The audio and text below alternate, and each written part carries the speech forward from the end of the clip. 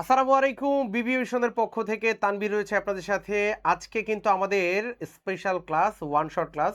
আপনারা সবাই জানেন এই ওয়ান শট ক্লাস মানেই হলো একটা চ্যাপ্টার, একটা ক্লাস এবং বেসিক থেকে অ্যাডভান্স একদম ফুল স্টেপ বাই স্টেপ কিভাবে আপনি শিখবেন, পরীক্ষায় কোন কোন অঙ্কগুলো আসতে পারে, সব কিছু একটা ক্লাসেই। যারা যারা জয়েন করেছেন সবাইকে অসংখ্য ধন্যবাদ। আপনারা একটু কমেন্টস করে জানাবেন যে কে কোন ডিপার্টমেন্ট থেকে জয়েন করেছেন, কোন কলেজ থেকে জয়েন করেছেন, এটা একটু জানাবেন। এবং সাউন্ড ঠিক আছে কিনা, সব ঠিকঠাক আছে কিনা, এটা একটু জানাবেন কমেন্টস করে। দ্রুত কমেন্টস করে ফেলেন। যে ফ্রেন্ড এখনও জয়েন করেনি তাকে মেনশন দিয়ে দেন, যাতে দ্রুত সবাই চলে আসে, আমরা একসাথে ক্লাস করব। আমাদের প্রথম ওয়ান শট ক্লাস, অর্থাৎ সেকেন্ড ইয়ারের জন্য এটা প্রথম ওয়ান শট ক্লাস হবে। আশা করছি শেষ পর্যন্ত সবাই দেখবেন এবং পরীক্ষায় যা যা আসতে পারে ইনশাল্লাহ আজকের এই ক্লাস থেকে আপনি ধারণা পেয়ে যাবেন। হ্যাঁ, রুমা বলছে, রুমা কি বলছে যে স্যার আপনার ক্লাস মানেই super hit duper hit. Okay, thank you. চলো দেরি না করে শুরু করে দেই। সবাই কি শেয়ার করে দিছো? একটু শেয়ার করলে তো ক্ষতি নেই, করে দাও তো। চেষ্টা করব ওয়ান শট ক্লাসগুলো ধারাবাহিকভাবে নেওয়ার জন্য। আমাদের আজকে ওয়ান শটের প্রথম ক্লাস সেকেন্ড ইয়ার অ্যাকাউন্টিং ডিপার্টমেন্টে। সেভেন কলেজ ন্যাশনাল উভয়ই করতে পারবে, কারণ কমন কিছু চ্যাপ্টার আছে যেটা সেভেন কলেজেও আছে, ন্যাশনালও আছে। আমরা এই কমন চ্যাপ্টারগুলো তো করবই, পাশাপাশি যেই চ্যাপ্টারগুলো আলাদা আলাদা সেগুলোও আমরা ইনশাল্লাহ চেষ্টা করব ওয়ান শট ক্লাসের মাধ্যমে শেষ করে দিতে সুন্দরভাবে। পরীক্ষার আগে একটা স্টুডেন্ট কি চাই যে ভাইয়া কোন চ্যাপ্টারগুলো করব, ভাইয়া এই চ্যাপ্টারের মধ্যে কোন নিয়মের অঙ্কগুলো করব, এগুলোই তো চাও না, আর তো কিছু না। কোন চ্যাপ্টার আর এই চ্যাপ্টারের মধ্যে কোন নিয়মগুলো বেশি ইম্পর্টেন্ট, তো সেটাই তো দেখাবো ইনশাল্লাহ। যারা যারা ক্লাস করবে, কন্টিনিউ করবে, ইনশাল্লাহ আশা করছি বেস্ট একটা রেজাল্ট করতে পারবে। ঠিক আছে, ওকে। তো চলো দেরি না করে আমরাও শুরু করে দেই আমাদের আজকের ক্লাসটা। ওয়ান শট ক্লাসটা কোন চ্যাপ্টারের উপরে এটা যদি তোমাকে একটু বলি, আমি কিন্তু রুটিন আগেই দিয়েছি। ওয়ান শট ক্লাস কবে, কোন দিন, কোন চ্যাপ্টারের ক্লাস নেব, রুটিন আগেই দিয়েছি। রুটিন খুঁজে না পাইলে বিবিএ ভিশন পেজে চলে যাও, ওইখানে ফটোসের মধ্যে যাও, ফটোসের মধ্যে যায় দেখবা যে রুটিন দেওয়া আছে। হ্যাঁ, কোন দিন ওয়ান শট ক্লাস হবে লেখা আছে, তাহলে ওই দিন ওয়ান শট ক্লাস করবা। তো আমরা আজকে যে চ্যাপ্টারটা করতে যাচ্ছি নাম হচ্ছে প্রপার্টি প্ল্যান্ট অ্যান্ড ইকুইপমেন্ট, সংক্ষেপে যেটাকে ডেপ্রিসিয়েশন বা নন কারেন্ট অ্যাসেট। এটা কিন্তু যারা ডিগ্রি বিবিএস এর স্টুডেন্ট তারাও কিন্তু করবে, কারণ তাদেরও এই চ্যাপ্টারটা আছে। হ্যাঁ, যারা ডিগ্রিতে পড়ে, যারা প্রফেশনালে পড়ে, আবার বলছি national second year, seven college second year, যারা বিবিএস সেকেন্ড ইয়ার, যারা হচ্ছে প্রফেশনাল, সবার জন্য আজকে চ্যাপ্টারটা। ঠিক আছে, সবাই করবা।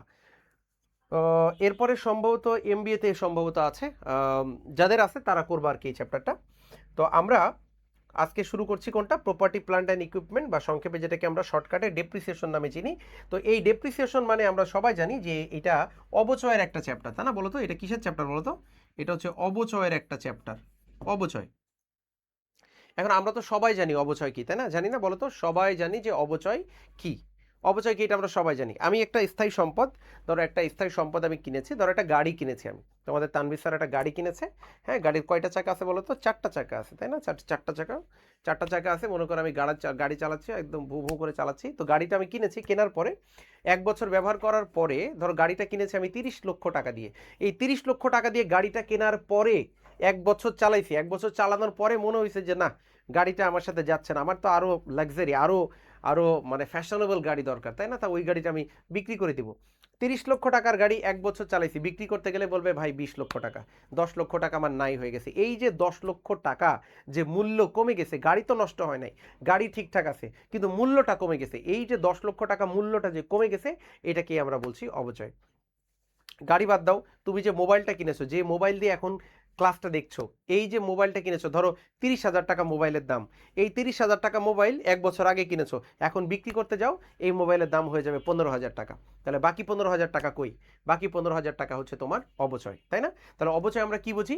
যে অবচয় হচ্ছে স্থায়ী সম্পদ ব্যবহারজনিত কারণে যে ব্যয় হয়, যে ক্ষয় হয়, এটাকে আমরা বলছি অবচয়। স্থায়ী সম্পদ ব্যবহারজনিত ব্যয়টাকে বলে হচ্ছে অবচয়। একটা স্থায়ী সম্পদ ব্যবহার করার কারণে যে ব্যয়টা হচ্ছে তাকে আমরা কি বলছি? ডেপ্রিসিয়েশন বা অবচয়। এখন এই যে অবচয়, আমাদের চ্যাপ্টার অবচয় হিসাব করতে হবে। ভাই অবচয় হিসাব করা তো সহজ। ভাইয়া 1 লাখ টাকা হচ্ছে দাম, না ধরলাম মোবাইলের দাম 30,000 টাকা, এই 30,000 টাকা 10% অবচয়। ভাইয়া 30,000-এর 10% করলেই তো অবচয় হয়ে গেল। এ আর এমন কঠিন কি কাজ? সহজ জিনিস।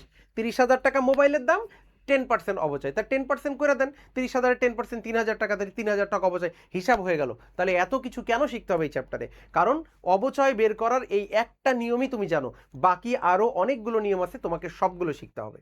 অবচয় নির্ণয় করার জন্য তুমি যেটা জানো এটাকে বলে সরল রৈখিক পদ্ধতি বা স্ট্রেট লাইন মেথড। এখন এটার আরও 4টা মেথড আছে, মানে টোটাল 5টা মেথড। তুমি যদি বই দেখো ভাই অবচয় নির্ণয় করার অনেক পদ্ধতি, সবগুলো তোমার লাগবে না। ভাইয়া কোনটা লাগবে? যেগুলো লাগবে এগুলোই আজকের ক্লাসে শেখাবো। তাহলে আমাদের অবচয় নির্ণয় করার জন্য টোটাল 5টা পদ্ধতি আছে, এই 5টা পদ্ধতিই আমরা শিখবো, ঠিক আছে? 5টা পদ্ধতি আছে। আমি প্রথমে এই চ্যাপ্টারের কিছু গুরুত্বপূর্ণ প্রশ্ন তোমাদেরকে দেখাই দিই, যে থিওরি পড়ার জন্য কোন কোন প্রশ্নগুলো তোমাদেরকে পড়তে হবে এই চ্যাপ্টারে। থিওরি, হ্যাঁ, হয় না যে শুধু ম্যাথ করলে তো হবে না ভাই, পাস করার জন্য থিওরিও দরকার আছে। তাহলে থিওরি পড়ার জন্য কোন কোন থিওরিগুলো ইম্পর্টেন্ট এখানে দেওয়া আছে সুন্দর করে, এটা স্ক্রিনশট নিয়ে নিতে পারো। এই থিওরিগুলো তোমরা বেশি দেয়নি, মাত্র 5টা প্রশ্ন দিয়েছি। এই 5টা প্রশ্ন পড়লে এই চ্যাপ্টারে স্যার যদি একটা প্রশ্ন পরীক্ষায় দেয় ভাই, এই 5টা থেকে একটা কমন পাবা। তো এই জন্য এই 5টার একটা স্ক্রিনশট নিয়ে নিতে পারো। এর বাইরে ইনশাল্লাহ দিবে না, যা দেখাচ্ছি এর বাইরে তোমাকে দিবে না স্যার, ঠিক আছে? তুমি এটার একটা স্ক্রিনশট নিয়ে নাও।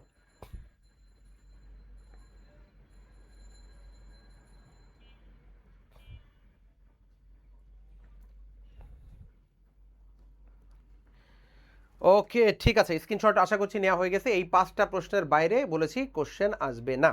তাহলে আমরা কি বললাম, যে আমরা এই চ্যাপ্টারের মধ্যে আমরা শিখলাম যে ডেপ্রিসিয়েশন বা অবচয়। ডেপ্রিসিয়েশন এটা হচ্ছে 5 প্রকার। কয় প্রকার বলো তো? এটা হচ্ছে 5 প্রকার, মানে 5 ধরনের অবচয় আমাদের শিখতে হবে। ডেপ্রিসিয়েশন 5 ধরনের অবচয় বের করা শিখতে হবে, 5টা নিয়ম, 5টা মেথড শিখতে হবে তোমাকে। প্রত্যেকটা মেথডেই একই কাজ, অবচয় বের করা। প্রত্যেকটা মেথডে একই কাজ, বার্ষিক অবচয় বের করো। সব মেথডের একই নিয়ম। তুমি যতগুলো বই আছে বাজারে, প্রত্যেকটা বই খুলে দেখবা ভাই এক একটা বইয়ে এক এক রকম সূত্র দিয়ে করেছে।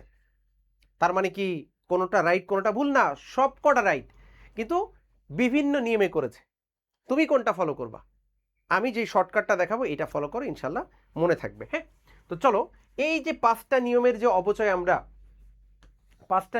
অবচয় আমরা বের করা শিখবো, কোন কোন মেথড, এই 5টা মেথডের নাম কি, চলো নাম এবং সূত্রগুলো আমরা একটু দেখে আসি। তাহলে প্রথমে হচ্ছে আমরা রুলস অফ ডেপ্রিসিয়েশন, রুলসগুলো শিখে ফেলবো। প্রথম মেথডের নাম হচ্ছে স্ট্রেট লাইন মেথড, বা যেটাকে আমরা বলছি সরল রৈখিক পদ্ধতি। স্ট্রেট লাইন মেথড বা সরল রৈখিক পদ্ধতি। এই সরল রৈখিক পদ্ধতিতে তোমার কাজ কি ভাইয়া? মূল কাজ হচ্ছে অ্যানুয়াল ডেপ্রিসিয়েশন, বার্ষিক অবচয় বের করা। সরল রৈখিক স্ট্রেট লাইন মেথড বা সরল রৈখিক পদ্ধতি। এই সরল রৈখিক পদ্ধতি পরীক্ষায় উল্লেখ করে দিবে যে সরল রৈখিক পদ্ধতি বা স্ট্রেট লাইন মেথডে তুমি অবচয় বের করো। তাহলে এই মেথডে আসলে কি বের করতে বলবে? তোমাকে বলবে যে বার্ষিক অবচয় বের করো। এরপর একটা জাবেদা করো। এই চ্যাপ্টারে কি শিখবো? জাবেদা শিখবো, জাবেদা বের করা শিখবো। প্রথমে অবচয় বের করা শিখবো, এরপরে জাবেদা লেখা শিখবো। জাবেদা কেমনে লিখতে হয়। অনেক সময় আমার সম্পদ আমি বিক্রি করে দিব, তাহলে জাবেদা কি হবে? আমি কম দামে বিক্রি করলাম, জাবেদা কি হবে? বেশি দামে বিক্রি করলাম, জাবেদা কি হবে? আমি 5 বছর ব্যবহার করলাম, এরপরে বিক্রি করলাম, জাবেদা কি হবে? বিভিন্ন সিচুয়েশন ক্রিয়েট করে তোমাকে জাবেদা করতে দিবে। আর এরপরে বলবে যে এটা আমি 5 বছর ধরে ব্যবহার করি, 5 বছরের অবচয় বের করো। তাহলে এই সিচুয়েশনের অঙ্কই হচ্ছে এই চ্যাপ্টার। তোমাকে এইভাবে পরীক্ষার প্রশ্নগুলো করবে। আমরা ইনশাল্লাহ সবগুলো করব, শুধু ধৈর্য ধরে ক্লাসটা করো, ঠিক আছে?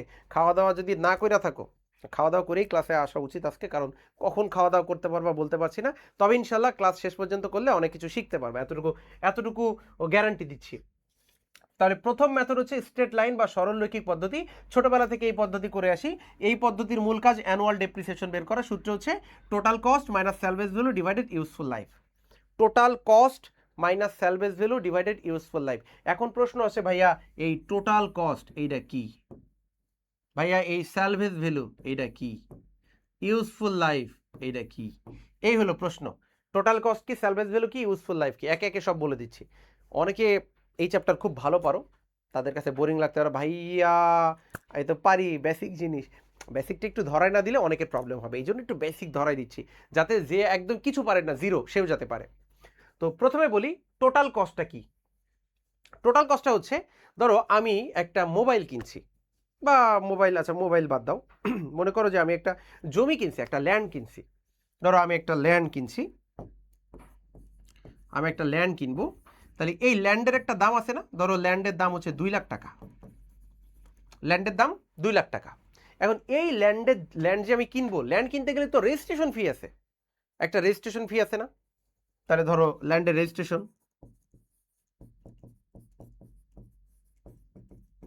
তাহলে রেজিস্ট্রেশন ফি আছে মনে করো যে 50,000 টাকা। ল্যান্ডের রেজিস্ট্রেশন ফি কত? 50,000 টাকা। এরপরে ওই যে দালালের কমিশন আছে না, ব্রোকার কমিশন, বিসি লিখে দিলাম, 10,000 টাকা দালাল কমিশন নিবে। তাহলে এই যে রেজিস্ট্রেশন ফি, ব্রোকারের কমিশন, এগুলো কিন্তু ল্যান্ডের দামের সাথে যোগ হয়। ল্যান্ডের দাম শুধু 2 লাখ টাকা বললে হবে না, এগুলো যোগ করে একসাথে বলতে হবে ল্যান্ডের দাম কত। 2,50,000 আর তার মানে 2,60,000। তোমাকে যদি কেউ জিজ্ঞেস করে ভাই ল্যান্ডের দাম কত, ভাই 2,60,000, বুঝতে পেরেছো? 2 লাখ বলা যাবে না। ল্যান্ডের দাম 2 লাখ, কিন্তু আনুষঙ্গিক যে খরচ আছে, প্রত্যক্ষ খরচ, এগুলো তো এর সাথে রিলেটেড। তাহলে আমরা এই 2,60,000কে বলবো টোটাল কস্ট, ল্যান্ডের টোটাল কস্ট বা অর্জন মূল্য। হ্যাঁ, টোটাল কস্ট মনে থাকবে। ভাইয়া স্যালভেজ ভ্যালু কি? স্যালভেজ ভ্যালু, ধরো আমি একটা মেশিন কিনেছি, আমার কোচিংয়ের জন্য কি লাগবে? Photocopy machine. ধরো একটা ফটোকপি মেশিন কিনেছি, এই ফটোকপি মেশিন কি সারা জীবন চলবে? চলবে না। কতদিন চলবে?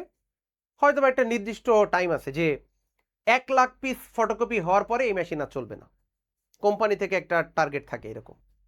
তাহলে 1 লাখ পিস ফটোকপি শেষ, এরপরে মেশিনটা কি করব? মেশিনটা নিয়ে তো ফুটবল খেলবো না, কি করব? ভাঙড়ি দরে বিক্রি করে দিব। তাহলে ভাঙড়ি দরে যে বিক্রি করলাম, যার কাছে বিক্রি করলো সে তো 2,000 টাকা হইলেও দিবে। আমার 1 লাখ টাকার মেশিন নষ্ট হয়ে পড়ে রয়েছে, 2,000 5,000 টাকা হইলেও তো দিবে। এই যে ভাঙড়ি দরে যে বিক্রি করে দিব, ওইটা হচ্ছে আমার স্যালভেজ ভ্যালু, ভগ্নাবশেষ মূল্য। তার মানে কোনো একটা সম্পদ একদম শেষ হয়ে গেছে, নিঃশেষ হয়ে গেছে, এরপর আমি ভাঙড়ি দরে বিক্রি করে দিলাম, এটা হচ্ছে আমার স্যালভেজ ভ্যালু বা ভগ্নাবশেষ মূল্য। মনে থাকবে। এবার আসো ইউজফুল লাইফ। এইটা কত বছর ব্যবহার করব মেশিনটা? 5 বছর, তাহলে ইউজফুল লাইফ 5। 10 বছর, তাহলে ইউজফুল লাইফ 10। কত বছর ব্যবহার করব সেটাকে বলে ইউজফুল লাইফ। তাহলে অঙ্কে টোটাল কস্ট দেওয়া থাকবে না, তোমাকে টোটাল কস্ট বের করতে হবে। হ্যাঁ, কি কি খরচ আছে, যেমন আমি যদি একটা মেশিন কিনি, তাহলে সেই মেশিনের সংস্থাপন ব্যয়, এটা কিন্তু মেশিনের সাথে রিলেটেড, তাহলে মেশিনের সাথে যোগ হবে সংস্থাপন ব্যয়, তাহলে টোটাল কস্টটা পাওয়া যাবে। তাহলে যে কোনো সম্পদ কেনার সময় ওই সংস্থাপন ব্যয়, এরপরে যদি পরিবহন খরচ থাকে, হ্যাঁ মেশিনটার পরিবহন খরচ, তাহলে এইটাও যোগ হবে টোটাল কস্টের মধ্যে। তাহলে টোটাল কস্ট দেওয়া থাকে না, তোমাকে বের করতে হবে। স্যালভেজ ভ্যালু দেওয়া থাকে, ইউজফুল লাইফ দেওয়া থাকে। তাহলে পরীক্ষায় যদি আসে ভাইয়া স্ট্রেট লাইন মেথডের অবচয় বের করো, তুমি অ্যানুয়াল ডেপ্রিসিয়েশন দিয়ে সূত্র লিখে দিবা, total cost minus salvage value divided useful life. সূত্র যদি তুমি মুখস্থ না করো, তাহলে কিন্তু এই চ্যাপ্টার তুমি পারবে না, বলে দিলাম। শিফা বলছে আমি অ্যাকাউন্টিংয়ে কিছুই পারি না। বাচ্চা, এই যে এখন শেখাচ্ছি, ইনশাল্লাহ এখান থেকে নোট করে করে পড়ো, ইনশাল্লাহ তুমি পারবা। ঠিক আছে, ক্লাসগুলো কন্টিনিউ করো, তাহলেই হবে। স্যার আমাদের ইন্ট্রোডাকশন টু বিজনেসের সাজেশন দিবে না? রাজকুমারী, রাজকুমারী তোমার তো আগে ইনফরমেশন পাওয়া উচিত, তুমি তো রাজকুমারী। বিবিএশন ইউটিউব চ্যানেলে যাও, দেখো সাজেশন দিয়ে দিয়েছি পোস্ট করে। আচ্ছা, এরপরে অ্যাকাউন্টিং ফর ইনভেস্টমেন্টের ক্লাস নেন ভাইয়া। সবগুলো তো একসাথে নিতে পারছি না, বাট আপকামিং সবগুলো ইনশাল্লাহ নিব আস্তে আস্তে। তারপরে কি আছে আমাদের সাথে? রিয়াজ মাহমুদ কি বলছে যে ইনভেস্টমেন্ট অফ ক্যাশ ফ্লো, এর উপরে ক্লাস চাই। ওকে ওকে, আগে আপাতত যে শিডিউলগুলো দিয়েছি ক্লাসের, এই শিডিউলগুলো শেষ হইলে নতুন শিডিউল দিব। ঠিক আছে, কি কি লাগবে, কোন কোন সাবজেক্ট, কোন কোন চ্যাপ্টার লাগবে, খালি একটু জানাই দিও, তাহলেই হবে।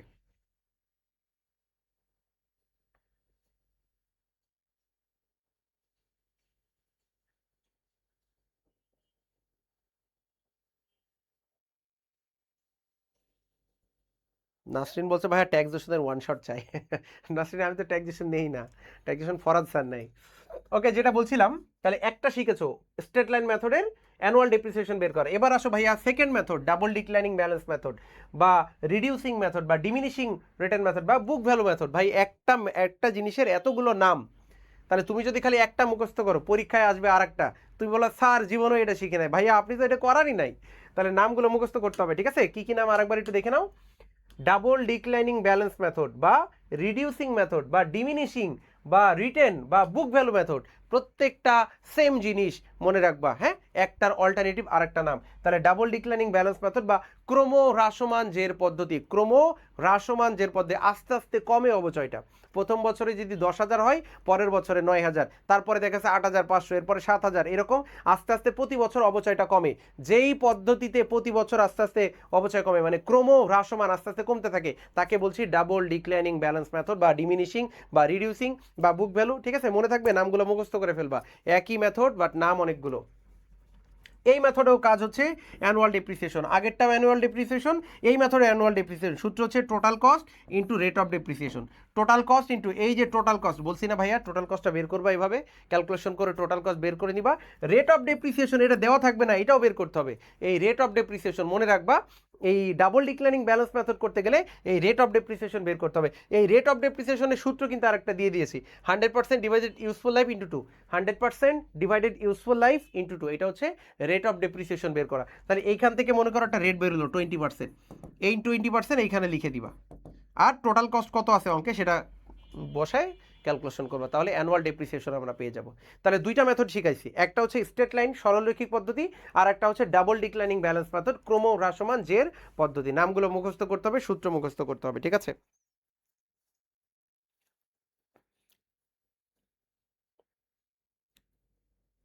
নাজমুন্নার বলছে কম্পিউটার সাজেশনটা দিলে ভালো হয়। রাজকুমারী বলছে ভাইয়া আমি পাইনি, একটু লিঙ্কটা দেন। রাজকুমারী বিবিএ ভিশন ইউটিউবে যাও, এই 10 মিনিট 15 মিনিট আগে আপলোড করেছে, বিবিএ ভিশন ইউটিউব চ্যানেলে যাও।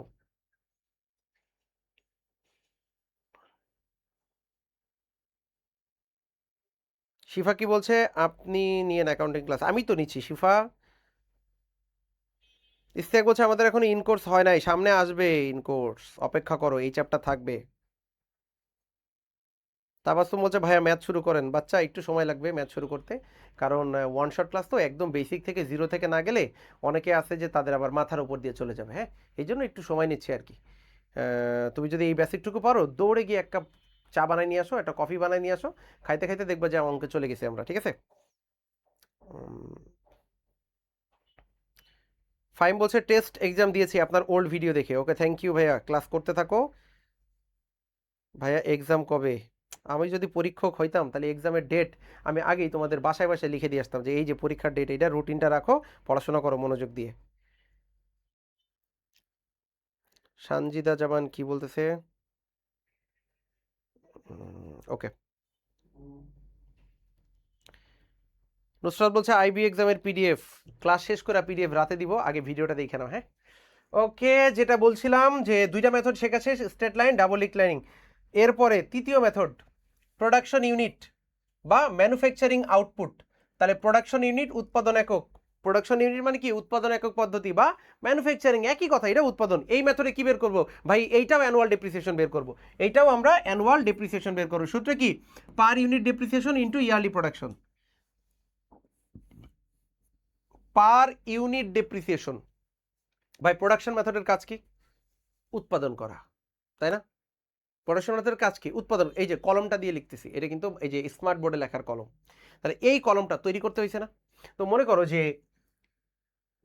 1000 পিস এই কলম তৈরি করবে কোম্পানি, 1000 পিস এই কলমটা তৈরি করবে। তাহলে একটা কলমের দাম কত? একটা কলমের দাম না, সরি, একটা কলমের অবচয় কত? একটা কলমের অবচয় কত? একটা কলমের অবচয় কত এটা লাগবে। একটা কলম পার ইউনিট ডেপ্রিসিয়েশন মানে একটার জন্য ডেপ্রিসিয়েশন কত। তাহলে এখানে বের করতে হবে per unit depreciation into yearly production. বছরে কতগুলো প্রোডাকশন? 1000, এটা অঙ্কে দেওয়া থাকে। বছরে 1000 ইউনিট প্রোডাকশন, এটা অঙ্কে দেওয়া থাকবে। এক বছরে কোম্পানি 1000টা পণ্য তৈরি করতে পারে, এটা অঙ্কে দেওয়া থাকবে। থাকবে না কোনটা? Per unit depreciation. এইটা বের করার জন্য সূত্র দিয়েছি, total cost minus salvage value divided total production. একটু আগে এই সূত্রটা total cost minus salvage value divided useful life ছিল। ইউজফুল লাইফ ছিল কোথায়? স্ট্রেট লাইনে, সরলরৈখিক পদ্ধতিতে। সরলরৈখিক পদ্ধতিতে এই সেম সূত্রটা এখানে কি ছিল ভাইয়া? Useful life. আর যখনই প্রোডাকশন মেথড আসবে তখন কি হয়ে যাবে? Total production. উপরেরটা same, total cost minus salvage value same, শুধু নিচেরটা চেঞ্জ হয়েছে, টোটাল প্রোডাকশন। তাহলে ইউজফুল লাইফের জায়গায় কি হয়ে গেছে? Total production. তাই সূত্র কিন্তু মুখস্থ করা সহজ, একটার সাথে আর একটা রিলেট করা সহজ, ঠিক আছে না? শুধু মাথার ব্রেনটা একটু খুলে দাও। ওকে, তাহলে প্রোডাকশন মেথডেও কাজ কি? Annual depreciation. এই অ্যানুয়াল ডেপ্রিসিয়েশন করতে গেলে আমরা দেখছি পার ইউনিট ডেপ্রিসিয়েশন লাগবে, এর জন্য আর একটা সূত্র আমার করা লাগবে। এবার আসো ওয়ার্কিং আওয়ার মেথড বা ইউনিটস অফ অ্যাক্টিভিটি মেথড, এটা মুখস্থ করবা।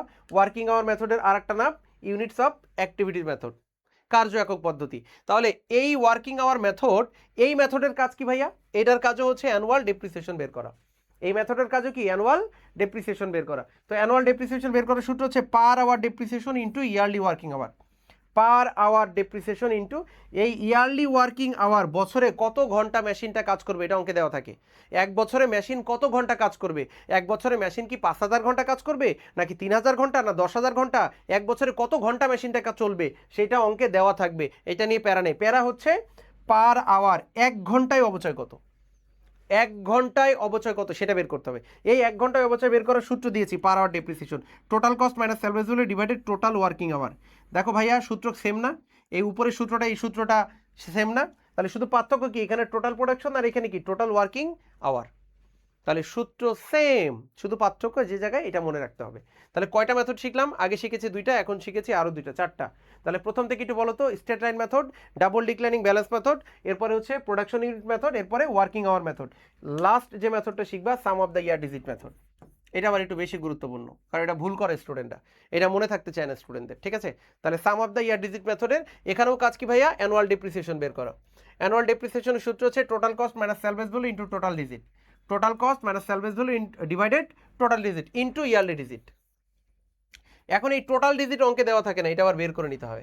n into n plus 1 divided 2, n into n plus 1 divided 2, ঠিক আছে? আর এই ইয়ারলি ডিজিট আর ওই যে বছর সংখ্যা, বছর সংখ্যা কত বছরের অঙ্ক? 5 বছরে, তাহলে ইয়ারলি ডিজিট 5। 4 বছরের অঙ্ক ইয়ারলি ডিজিট 4, 3 বছরের অঙ্ক ইয়ারলি ডিজিট 3। কত বছর এটা দেওয়া থাকবে, কিন্তু টোটাল ডিজিটটা দেওয়া থাকে না, এটা সূত্র করে বের করতে হবে। তাহলে যেই মেথডই আসুক, মূল কাজ কি? অ্যানুয়াল ডেপ্রিসিয়েশন বের করা। মনে থাকবে? আমরা অঙ্কে গেলে ক্লিয়ার হয়ে যাব, আমরা অঙ্কে গেলে ক্লিয়ার হয়ে যাবে। একটা অঙ্ক শুরুতে কি করতে হবে? একটা অঙ্কের শুরুতে যে মেথডেই অবচয় আসুক না কেন, আগে টোটাল কস্ট বের করতে হবে। আগে কি বের করতে হবে? Total cost. গিভেন দ্যাট দিয়ে অঙ্কটা শুরু করে আগে টোটাল কস্ট বের করতে হবে তোমাকে, ঠিক আছে? তো চলো আমরা অঙ্কে যাই, তাহলে অনেকে অঙ্কের জন্য অপেক্ষা করতেছো, অঙ্কে গেলে বুঝতে পারবো আমরা, ঠিক আছে? এই যে সাদিয়া জিতু বলছে স্যার ট্যাক্সেশনের ওয়ান শট নিলে খুব ভালো হইতো। ট্যাক্সেশন তো আমি পড়াই না, ফরহাদ স্যার পড়াই, আমি বলে দেখবো স্যারকে। হ্যাঁ,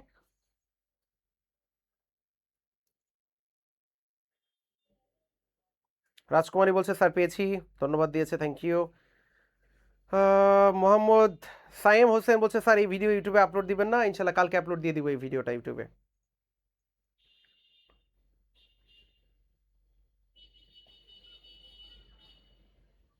ও, sum of the year digit method মানে কি? এটা হচ্ছে বর্ষ সংখ্যা পদ্ধতি। হ্যাঁ, বর্ষ সংখ্যা পদ্ধতি।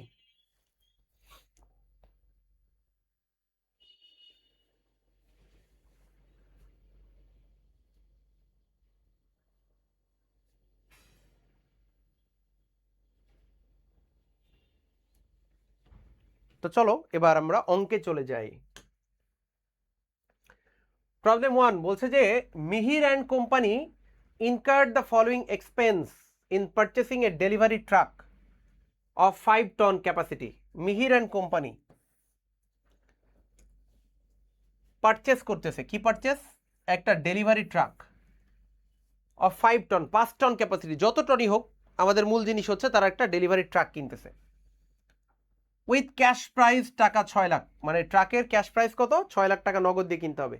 অ্যাক্সিডেন্ট ইন্স্যুরেন্স আছে 40,000, সেলস ট্যাক্স আছে 30,000, মোটর ভেহিক্যাল লাইসেন্স আছে 2,000, পেইন্টিং অ্যান্ড লিটারেটিং আছে 8,000।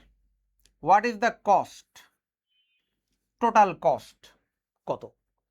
টোটাল কস্ট কত? একটা জিনিস মনে রাখবা, ট্রাকের দামের সাথে সবগুলো কিন্তু যোগ হবে না, কয়েকটা এন্ট্রি যোগ হবে। কোনটা ভাইয়া যোগ হবে আর কোনটা হবে না? যেইগুলো প্রত্যক্ষ খরচ এইগুলো যোগ হবে, যেগুলো ট্রাক কেনার জন্য প্রত্যক্ষ খরচ এইগুলো যোগ হবে, বাকিগুলো যোগ হবে না। তাহলে টোটাল কস্টের মধ্যে সবগুলো আসে না, প্রত্যক্ষ একদম তোমার হচ্ছে এটার সাথে রিলেটেড সম্পর্কযুক্ত যেটা সেইটা আসে। এখন আমি ডেলিভারি ট্রাক কিনতেছি 6 লাখ টাকা, এই 6 লাখ টাকার সাথে কোনটা কোনটা যোগ হইতে পারে? একটু কমেন্টস করে জানাও তো দেখি কোনটা কোনটা যোগ হইতে পারে।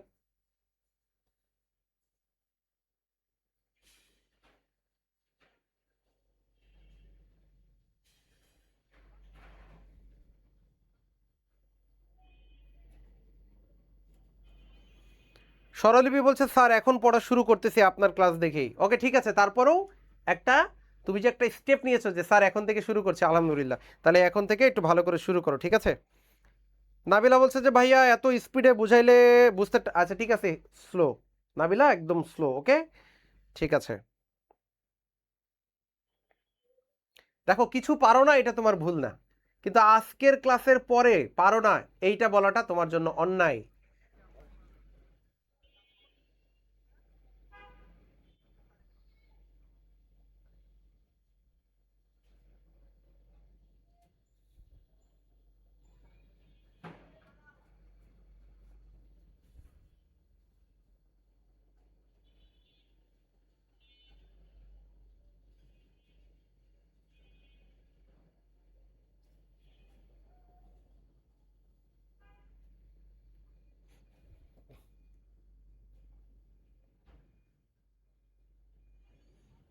তাবাসসুম বলছে সেলস ট্যাক্স বাদে সবগুলো আসবে।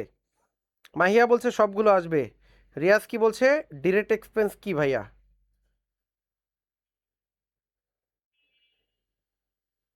ওকে, এক একজন এক এক রকম কথা বলেছো, মন্তব্য করেছো। হ্যাঁ, এখনো পর্যন্ত কারোটা হয়নি। হ্যাঁ, আচ্ছা আমি একটু বইলা দেই। দেখো আমি অঙ্ক ছক করেও করতে পারি, ছক বাদেও করতে পারি। আমি যদি ছক করে করতে চাই তাহলে দেখো এখানে একটা ছক করব সুন্দর করে।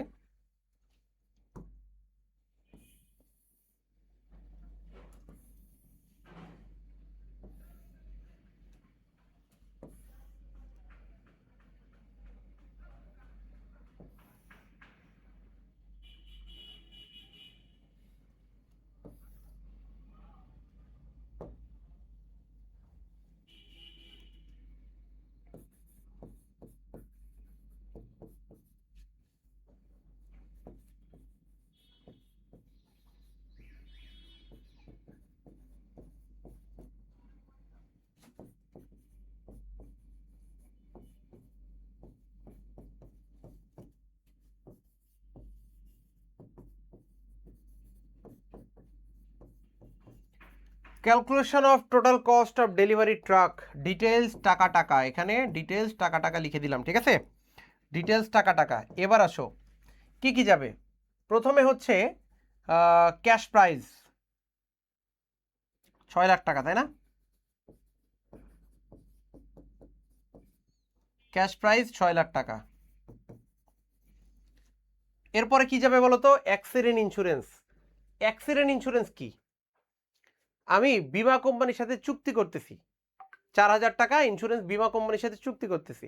আচ্ছা বলো তো, একটা ট্রাক কেনার সময় কি চুক্তি করা হয়? মানে ট্রাক কেনার সাথে কি সম্পর্ক আছে? ট্রাক কেনার সাথে অ্যাক্সিডেন্টের কোনো সম্পর্ক নাই। আমি ট্রাক কিনে বাড়ি নিয়ে আসবো, বাড়ি নিয়ে আসার পরে রাস্তায় বের করব কি করবো না সেটা পরের বিষয়। রাস্তায় বের করতে গেলে তখন আমার মনে হবে যে না, আমার তাহলে বীমা কোম্পানির সাথে চুক্তি করি। বা আমি 1 মাস চালাইলাম, এরপরে মনে হলো যে না, যদি কোনো ট্রাকের ক্ষয়ক্ষতি হয় তাহলে বীমা কোম্পানির সাথে আমি চুক্তি করি। তাহলে ইন্স্যুরেন্সটা ট্রাক কেনার সাথে রিলেটেড না, এটা পরোক্ষ খরচ। এটা ট্রাকের সাথে প্রত্যক্ষ না, এটা পরোক্ষ খরচ। আমি ইন্স্যুরেন্স করতেও পারি, নাও করতে পারি। সবাইকে ইন্স্যুরেন্স করে? সব কোম্পানি, সব ট্রাক ড্রাইভাররা কি ইন্স্যুরেন্স করে? ইন্স্যুরেন্স করে না। সকল যারা ট্রাকের মালিক, যারা ট্রাক পারচেস করে, সবাই ইন্স্যুরেন্স করে না। তাহলে ইন্স্যুরেন্স বাধ্যতামূলক না, এটা ট্রাক কেনার সাথে যায় না, সম্পর্কিত না। তাহলে আমরা ইন্স্যুরেন্সটা দিব না। সেলস ট্যাক্স, তুমি ট্যাক্স ছাড়া, গভর্নমেন্ট ট্যাক্স ছাড়া কোনো কিছু কিনতে পারবা না। ট্যাক্স ছাড়া কোনো কিছু কিনতে পারবা না। তুমি গাড়ি কেনো আর যাই কেনো, কোনো অ্যাসেট কেনো, ট্যাক্স ছাড়া কিনতে পারবা না। সরকারের ট্যাক্স সবার আগে, মানে ওই গাড়ি কেনার সময় আগে ট্যাক্স দিয়ে দিতে হবে তোমাকে। তাহলে ট্যাক্স, যে কোনো ট্যাক্স এখানে দিয়ে দিবা, ঠিক আছে? এবার মোটর ভেহিকেল লাইসেন্স। আমি একটা ট্রাক কিনতেছি, লাইসেন্স ট্রাক কেনার সময় করতে হয় না, কেনার পরে তারপরে লাইসেন্স করতে হয়। ট্রাক কেনার সময় লাইসেন্স করে না কেউ। ট্রাক কেনার সময় দোকানদার তো আর লাইসেন্স দিবে না, দিবে? লাইসেন্স দিবে বিআরটিএ। তাহলে লাইসেন্স তো পরে নিতে হবে বিআরটিএ থেকে, কেনার সময় কোনো লাইসেন্স নাই। তাহলে সেক্ষেত্রে কি হবে? লাইসেন্স এটার সাথে, কেনার সাথে, ট্রাক কেনার সাথে রিলেটেড না, এটা পরে করে সবাই। গাড়ি রাস্তায় বের করলে তখন লাইসেন্স লাগবে, কেনার সময় লাইসেন্স লাগে না। আমি একটা বাইক কিনবো, দোকানে যাও, টাকা দাও, বাইক দিয়ে দিবে। এবার বাইকটা নিয়ে বাইরে যাও, লাইসেন্স ছাড়া বেরোতে পারবে না। তাহলে কেনার সাথে সম্পর্কিত লাইসেন্স, তাহলে লাইসেন্স আসবে না। কিন্তু পেইন্টিং, এই যে পেইন্টিং যে খরচটা 8,000 টাকা, পেইন্টিং ছাড়া আজ পর্যন্ত কোনো ট্রাক, কোনো বাস বাইরে দেখছো যে রং করা বাদে, হ্যাঁ হয়তো বা রং ডিসকালার হয়ে গেছে, নষ্ট হয়ে গেছে, আবার রং করা লাগবে, কিন্তু রং বাদে শুধুমাত্র স্টিল বডি দিয়ে কেউ কোনো ট্রাক বাইরে বের হয়? বের হয় না। তাহলে এইটা এখন মনে করো যে তুমি দোকানে ট্রাক কিনতে গেছো, এখন রং করা ছাড়া যদি ট্রাক দেয় তুমি নিবা? নিবা না। তাহলে এইটা আসবে।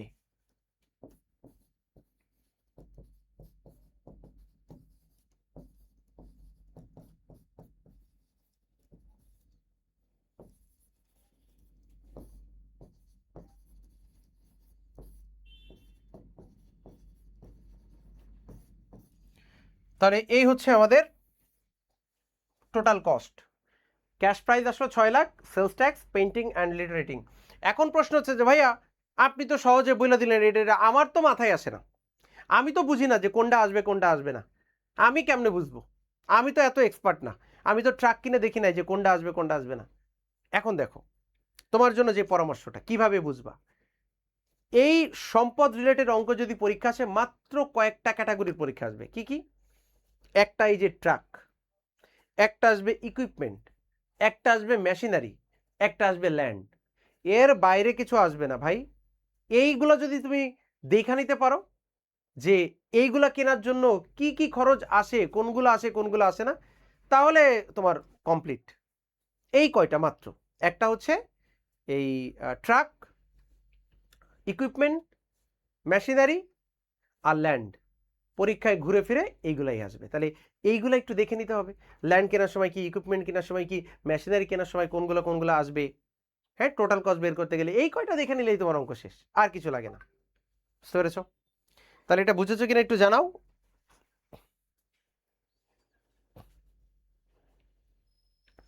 ফারিয়া বলছে এটা কি প্ল্যান্ট অ্যাসেটের চ্যাপ্টার? রাইট, ওই চ্যাপ্টার।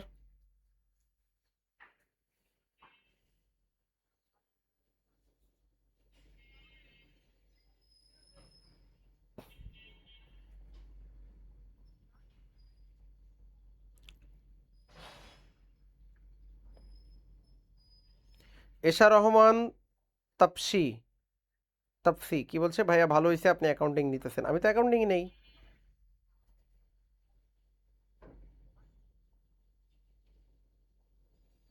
ওকে ঠিক আছে, পরেরটা যাই, 2 নম্বরটা, এটা তোমাদের নিজেদের করতে হবে। Expenditures given below were incurred by Matador company in purchasing land. দেখো ম্যাটাডোর কোম্পানি, এই ম্যাটাডোর কোম্পানি কি করতেছে, তারা ল্যান্ড পারচেস করছে। ক্যাশ প্রাইস কত টাকা? 1 লাখ টাকা।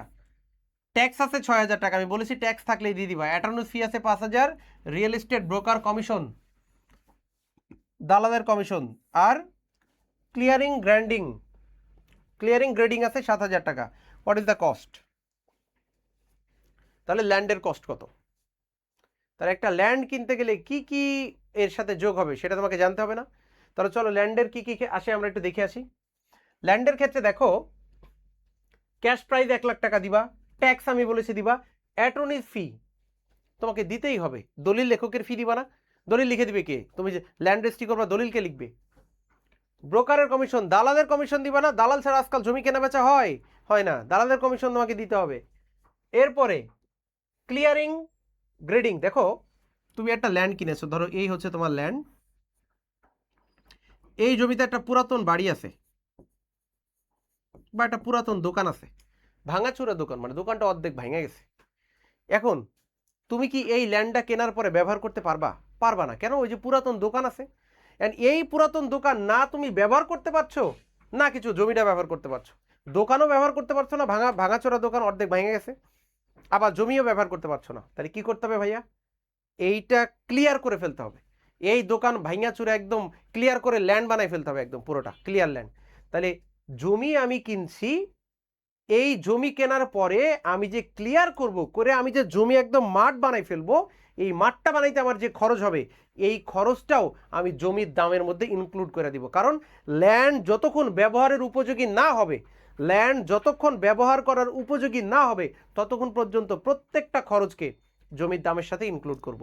একদম রেজিস্ট্রেশন থেকে শুরু করে ব্যবহার উপযোগী করার আগ পর্যন্ত যত খরচ আছে, সব খরচ আমার টোটাল কস্টের মধ্যে চলে যাবে। বুঝতে পেরেছো?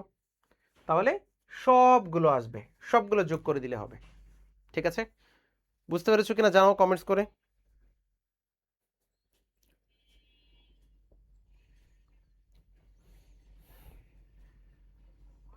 জেন্স মাদসন কি বলছে, লং টার্ম লাইবিলিটিস চ্যাপ্টারটা নিয়েন। ভাইয়া রুটিন মনে হয় তুমি পাও নাই, রুটিনে তো দিছিলাম।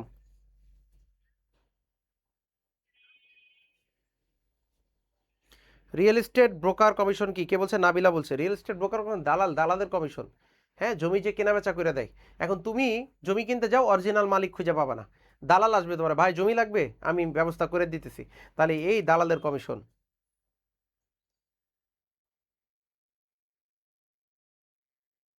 ফারিয়া তাবাসসুম বলছে ভাইয়া লিখে দিতেন কোনটা কোনটা না, মোটেও লিখে দিব না, কারণ তুমি ফাঁকিবাজ হয়ে যাবা। এটা তোমাকে নোট করতে হবে ভাইয়া কি বলতেছে, তাহলে তোমার মনোযোগ কোথায়, তোমার ক্লাস কোথায়, তোমার ইম্পর্টেন্সনেস কোথায়। তুমি সুন্দর করে খাতা কলম নিবা, যেই বিষয়গুলো লেখা থাকবে না ভাইয়া মুখে মুখে বলতেছে, ছোট ছোট করে নোট করে নিবা। এইটা হচ্ছে তোমার ইম্পর্টেন্স। তুমি পুরো অঙ্ক উঠাইতে যাবা না, খালি ওই কথাগুলো তোমাকে নোট করতে হবে, তাহলেই তো তোমার শেখাটা পুরো পরিপূর্ণ হবে, তাই না? এই জন্য কিছু কিছু জিনিস লিখে দেই নাই, যেগুলো মুখে বলতেছি এগুলো তোমাকে নোট করতে হবে ছোট ছোট করে। আলামিন ইসলাম বলছে রুটিনটা দিয়েন। ভাইয়া রুটিন বিবিএ ভিশন ফেসবুক পেজে দেওয়া আছে, ফটোসে যাও পেয়ে যাবা। ওকে, তাহলে টোটাল কস্ট সবাই বের করে দিয়েছে দেখতে পাচ্ছি। ওকে ঠিক আছে, থ্যাংক ইউ। পরেরটায় চলে যাব 3 নম্বর অঙ্কে। সুমোশি manufacturing company acquires a real estate at a cash price টাকা 2 lakh. The property contains and old warehouse. দেখো এইটা একটা প্রপার্টি কিনতেছে, তাই না? কি কিনতেছে বলো তো? একটা প্রপার্টি, দাম কত? 2 লাখ টাকা দাম, প্রপার্টির দাম হচ্ছে 2 লাখ টাকা। একটা প্রপার্টি কিনতেছে কয় টাকা দিয়ে? 2 লাখ। দেখো রিয়েল এস্টেট কোম্পানির কাজ কি? রিয়েল এস্টেট কোম্পানির কাজ হচ্ছে ল্যান্ড কেনা, ডেভেলপ করা, বিক্রি করা, অথবা বিল্ডিং করে বিক্রি করা, ঠিক আছে? এখন বলছে the property contains old warehouse, মানে পুরানো একটা ওয়্যার হাউস আছে সেখানে, that is removed at net cost 6,000 টাকা। এটা রিমুভ করতে নিট কস্ট লাগবে, নিট কস্ট 6,000 টাকা। নিট কস্ট কিভাবে হলো? 7,500 টাকা খরচ হয়েছে, আর 1,500 টাকার বলছে যে প্রসিডস ফ্রম স্যালভেজ ম্যাটেরিয়ালস। বলছে যে তুমি একটা 2 লাখ টাকা দিয়ে কি কিনছো? 2 লাখ টাকা দিয়ে একটা প্রপার্টি কিনছো। 2 লাখ টাকা দিয়ে প্রপার্টি কেনার পরে ওই তুমি যে প্রপার্টিটা বা যে জমিটা কিনছো, এই জমিতে কিছু পুরনো ওয়্যার হাউস আছে, ভাঙড়ি ভাঙাচোরা কিছু ওয়্যার হাউসে জিনিসপত্রগুলো আছে, এইগুলো তো ক্লিন করতে হবে। এগুলো ক্লিন করতে গিয়ে দেখতেছো যে ওইখানে একটু লোহা টোহা অনেক কিছু আছে, যেগুলো তুমি আবার ভাঙড়ি ধরে বিক্রি করে 1,500 টাকা পাইছো। তাহলে তোমার খরচ হয়েছে 7,500। তোমার খরচ হয়েছে 7,500, কিন্তু তুমি আবার 1,500 টাকা এই যে স্যালভেজ ভ্যালু মানে ভাঙাচোরা বিক্রি করে পাইছো। তার মানে আলটিমেটলি খরচ হয়েছে 6,000 টাকা। আলটিমেটলি খরচ হয়েছে কত? 6,000 টাকা। তার মানে নিট নিট কস্ট হচ্ছে 6,000 টাকা খরচ হয়েছে, সেটা এখানে দেওয়া আছে। এরপরে বলতেছে যে additional expenditure and the attorneys fee 1,000 টাকা। অ্যাটর্নিস ফি তো তোমাকে দিতে হবে, আগের অঙ্কটাই বলেছি। রিয়েল এস্টেট ব্রোকার কমিশন, কমিশনে দিতে হবে। তাহলে এটা ল্যান্ডের কস্ট কত হবে? তাহলে ওই 2 লাখ টাকা তো আসবেই, এই 2 লাখ টাকার সাথে নিট কস্ট 6,000 টাকা এটাও আসবে, অ্যাটর্নিস ফি আসবে, এবং ব্রোকারের কমিশন আসবে। তাহলে সবগুলো আসবে। দেখো এটা বুঝতে পেরেছো কিনা জানাও, এটা যে সবগুলো আসবে এটা বুঝছো কিনা জানাও।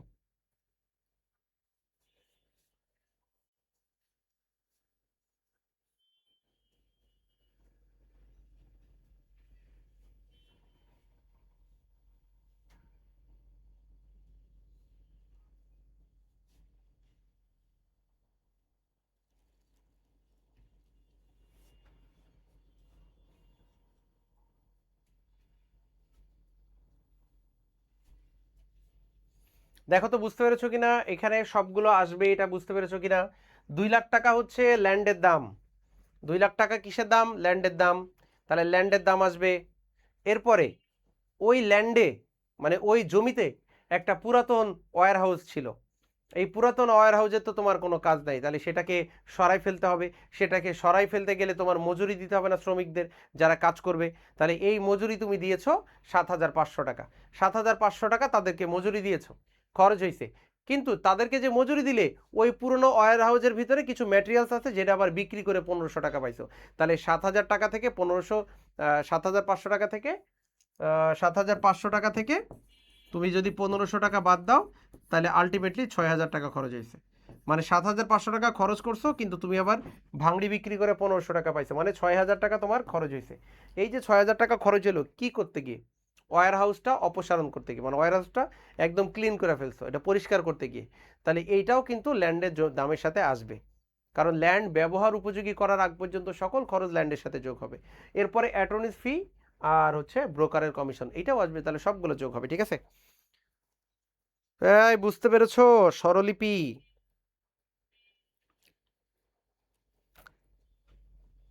ওকে, স্বরলিপি প্রশ্ন করেছিল যে ভাই আর একবার বলেন। এরপরে আমরা চলে আসি 4 নাম্বার। চান কোম্পানি, দেখো চান কোম্পানি, ঠিক আছে, চান কপাল বলে না, Chan company sells office equipment. Office equipment বিক্রি করছে অন সেপ্টেম্বর 30, 2010 ফর টাকা 20,000 ক্যাশ। অফিস ইকুইপমেন্টের দাম কত বলো তো? 20,000 টাকা। দা অফিস ইকুইপমেন্ট অরিজিনালি কস্ট 72,000 টাকা। এই যে গ্যাঞ্জাম চলে আসছে, দেখছো? দেখছো, ভালো করে বুঝতে হবে। চান কোম্পানি এইবারটা সেল করেছে, কি করেছে? বিক্রি করেছে। কি বিক্রি করেছে? অফিস ইকুইপমেন্ট বিক্রি করেছে। ভালো কথা, অফিস ইকুইপমেন্ট বিক্রি করছিস, তুই খুব ভালো মানুষ। কবে বিক্রি করছিস? সেপ্টেম্বর 30, 2010 বিক্রি করছে। সেপ্টেম্বর 30, 2010 মানে সেপ্টেম্বরের শেষে বিক্রি করতেছে। কত টাকা দিয়ে? 20,000 টাকা নগদ। নগদ টাকায় বিক্রি করতেছে। The office equipment originally cost 72,000 টাকা। তাহলে গ্যাঞ্জাম হয়ে গেল না? নগদ বিক্রি করছে 20,000, কিন্তু এর কেনা দাম কত ছিল জানো?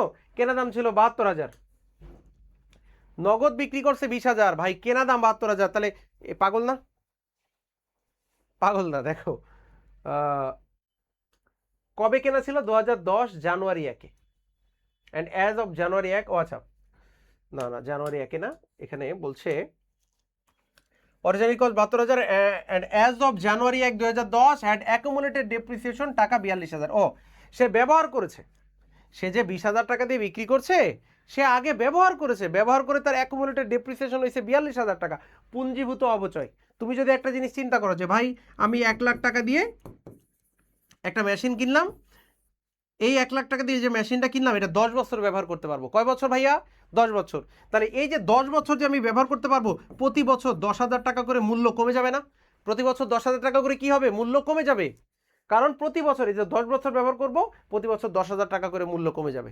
তার মানে প্রথম বছরে 10,000 কমে গেল, মূল্য থাকে 90,000। পরের বছরে আবার 10,000 কমে গেল, মূল্য থাকে 80,000।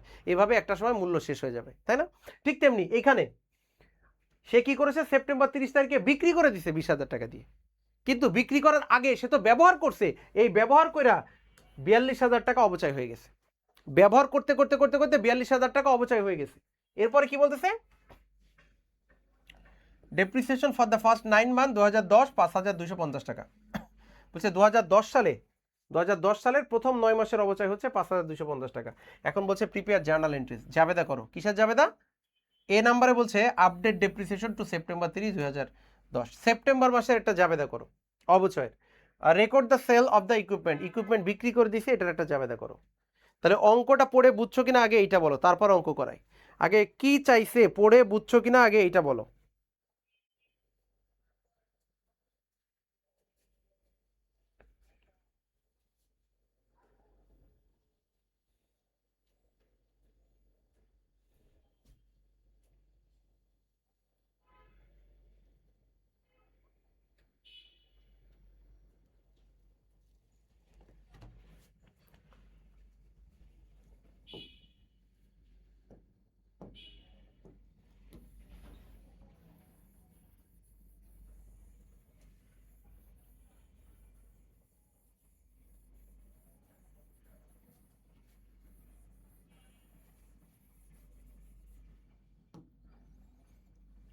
দেখো, রিকোয়ারমেন্ট দুইটা, জার্নাল করতে হবে। প্রিপেয়ার দ্য জার্নাল, একটা এ নাম্বার আর একটা বি নাম্বার, দুইটা অঙ্ক দেওয়া। এ নাম্বারে বলেছে তুমি ডেপ্রিসিয়েশনের একটা জাবেদা দাও সেপ্টেম্বর 30, 2010। তাহলে আমি যদি এ নাম্বারে করি, জাবেদা ছক করেও করা যায়, ছক বাদেও করা যায়। আমি ছক বাদে দেখাচ্ছি। ডেপ্রিসিয়েশনের একটা ফিক্সড জাবেদা আছে, depreciation expense debit.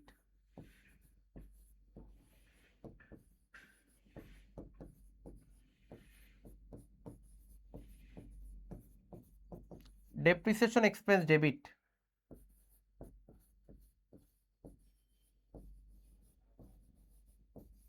Accumulated depreciation,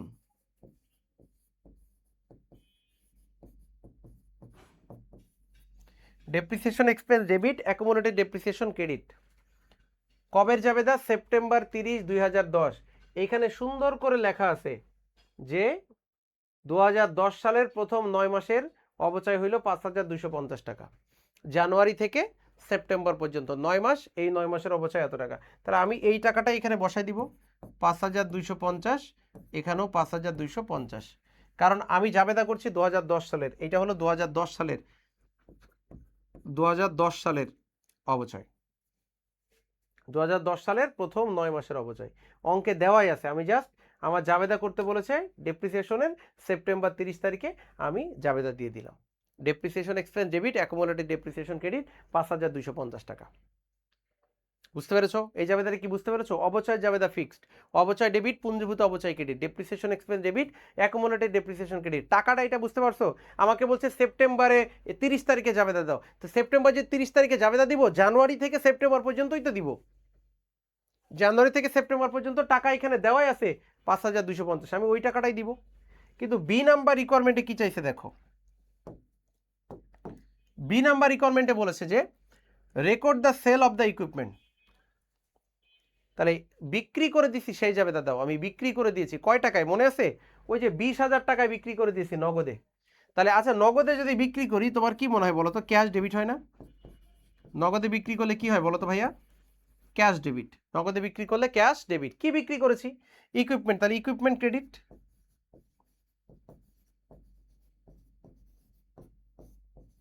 কত টাকা? 72,000 টাকা। ক্যাশ ডেবিট, ইকুইপমেন্ট ক্রেডিট, এইটা বুঝছো কিনা? Cash debit, equipment credit. নগদে বিক্রি করেছি 20,000, 20,000 টাকা পাইছি ক্যাশ ডেবিট। কি বিক্রি করেছি? ইকুইপমেন্ট, ইকুইপমেন্ট চলে যাচ্ছে, ইকুইপমেন্ট ক্রেডিট। কয় টাকা? 72,000 টাকা। এখন তুমি যে এতদিন ব্যবহার করছো, তুমি যে এতদিন ইকুইপমেন্টটা ব্যবহার করছো, অ্যাকুমুলেটেড ডেপ্রিসিয়েশন ডেবিট করতে হবে।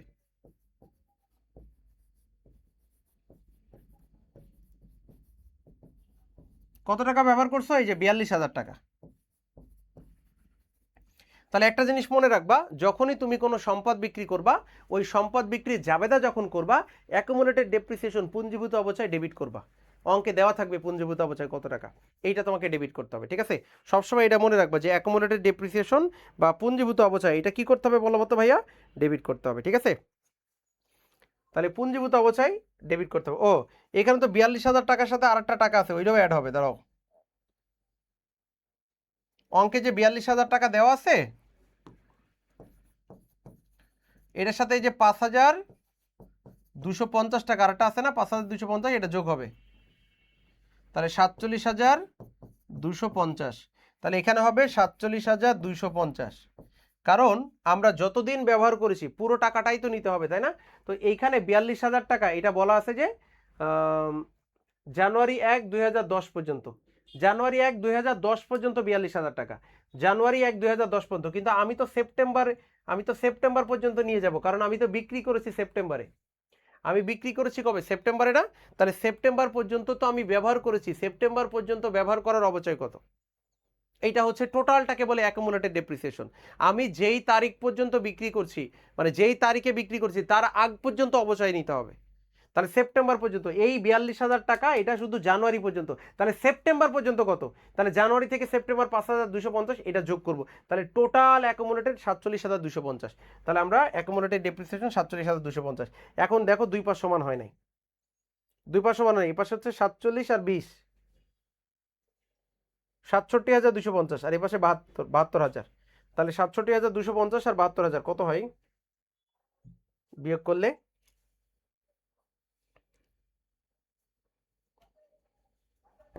(67,250 মাইনাস 72,000) 4,750। এই 4,750 ডেবিট পাশে কম, এই 4,750 ডেবিট পাশে কম। তাহলে এই যে 4,750 যে ডেবিট পাশে কম হয়, ডেবিট পাশে কম হলে কি হয় জানো? 4,750 ডেবিট পাশে যদি কম হয়, লস হয়, loss on sales of equipment. Loss on sales of equipment 4,750। এই হচ্ছে বিক্রয়ের জাবেদা। তাহলে বিক্রয়ের জাবেদা আবার একটু মনোযোগ দাও। আমি যে কয় টাকায় বিক্রি করব, ক্যাশ ডেবিট। আমি 20,000-এ বিক্রি করেছি, ক্যাশ ডেবিট 20,000। আমি ব্যবহার করেছি অ্যাকুমুলেটেড ডেবিট। কত টাকা ব্যবহার করেছি বিক্রি করার আগের দিন পর্যন্ত, সবগুলো একসাথে যোগ করে অ্যাকুমুলেটেড ডেবিট। আমি বিক্রি করেছি ইকুইপমেন্ট, ইকুইপমেন্ট ক্রেডিট। এবার দেখব দুই পাশের টাকা সমান হয় কিনা। যদি ডেবিট পাশে কম হয় লস, ক্রেডিট পাশে কম হইলে লাভ। ডেবিট পাশে কম হইলে loss on sale of equipment, credit পাশে হইলে gain on sale of equipment. Credit পাশে কম হইলে লাভ হইতো, আর ডেবিট পাশে কম হয়েছে এই জন্য লস হবে। তাহলে এইটা হচ্ছে বিক্রয়ের প্রপার জাবেদা, একদম মুখস্থ করে ফেলবা কোনটা ডেবিট কোনটা ক্রেডিট। তাহলে আমাকে বলো যে এই অঙ্কটায় 1 আর 2 নাম্বার রিকোয়ারমেন্ট বুঝতে পেরেছো কিনা, একটু কমেন্টস করে জানাও দ্রুত।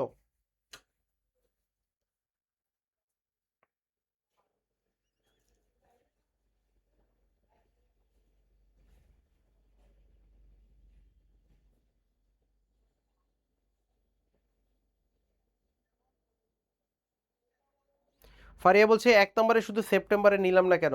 আমাদের শুধু সেপ্টেম্বরে নিলে হবে না, সেপ্টেম্বর পর্যন্ত নিতে হবে। হ্যাঁ, এই বছরেরটা, তো এই বছরেরটা জানুয়ারি থেকে সেপ্টেম্বর নিতে হবে, এই জন্যে আপডেট বলতে শুধু 1 মাসের না, আপডেট বলতে এই বছরেরটা।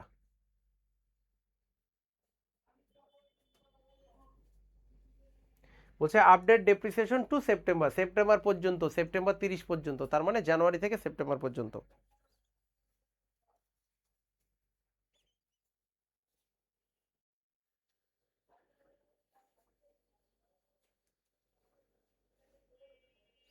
মাহিয়া রহমান, কোথায় প্রবলেম হচ্ছে একটু জানাও আমাকে।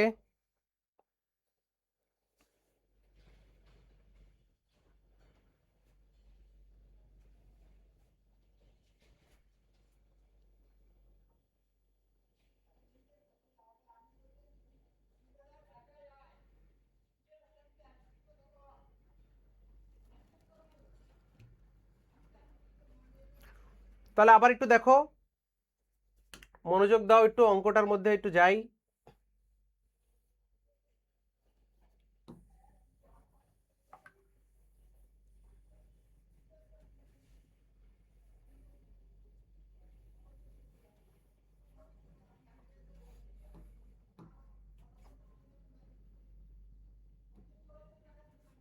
দেখো এইখানে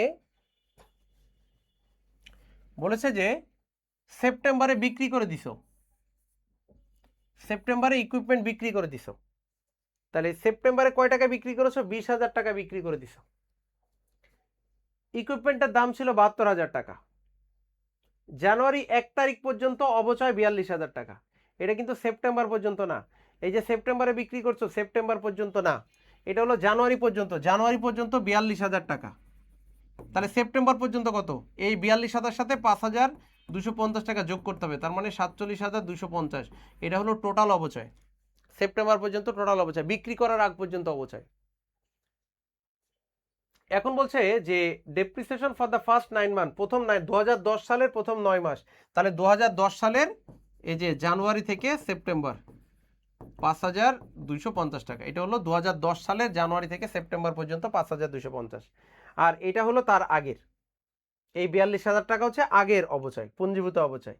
এখন তোমাকে যখন জার্নাল করতে বলছে, এই নাম্বারে বলছে আপডেট ডেপ্রিসিয়েশন টু সেপ্টেম্বর 30, 2010, মানে এই বছরের অবচয় বের করতে। আপডেট ডেপ্রিসিয়েশন বলতে বোঝাচ্ছে শুধু এই চলতি বছরের অবচয়। তো চলতি বছরে সেপ্টেম্বর মাস পর্যন্ত আমি ব্যবহার করেছি, জানুয়ারি থেকে সেপ্টেম্বর, আমি ডিসেম্বর পর্যন্ত ব্যবহার করি নাই, কারণ সেপ্টেম্বরে বিক্রি করে দিছি। তাহলে জানুয়ারি থেকে ডিসেম্বর যে 9 মাস হয়, এই 9 মাসের অবচয়, এটাই হচ্ছে আপডেট ডেপ্রিসিয়েশন।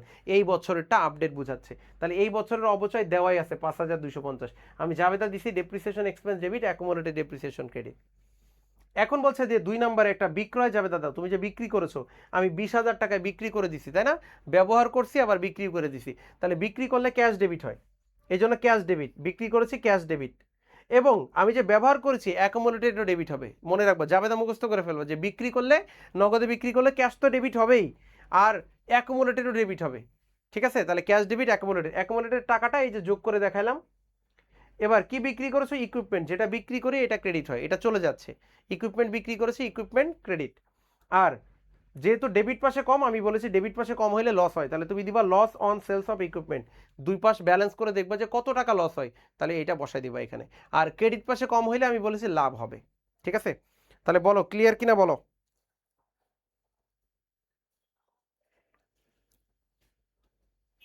হ্যাঁ, অ্যাকুমুলেটেড ডেপ্রিসিয়েশন দুইটা যোগ করে বসাই দিবা, নাম অ্যাকুমুলেটেড ডেপ্রিসিয়েশন। ঠিক আছে, তাহলে এটা ক্লিয়ার, 4 নাম্বার ওকে।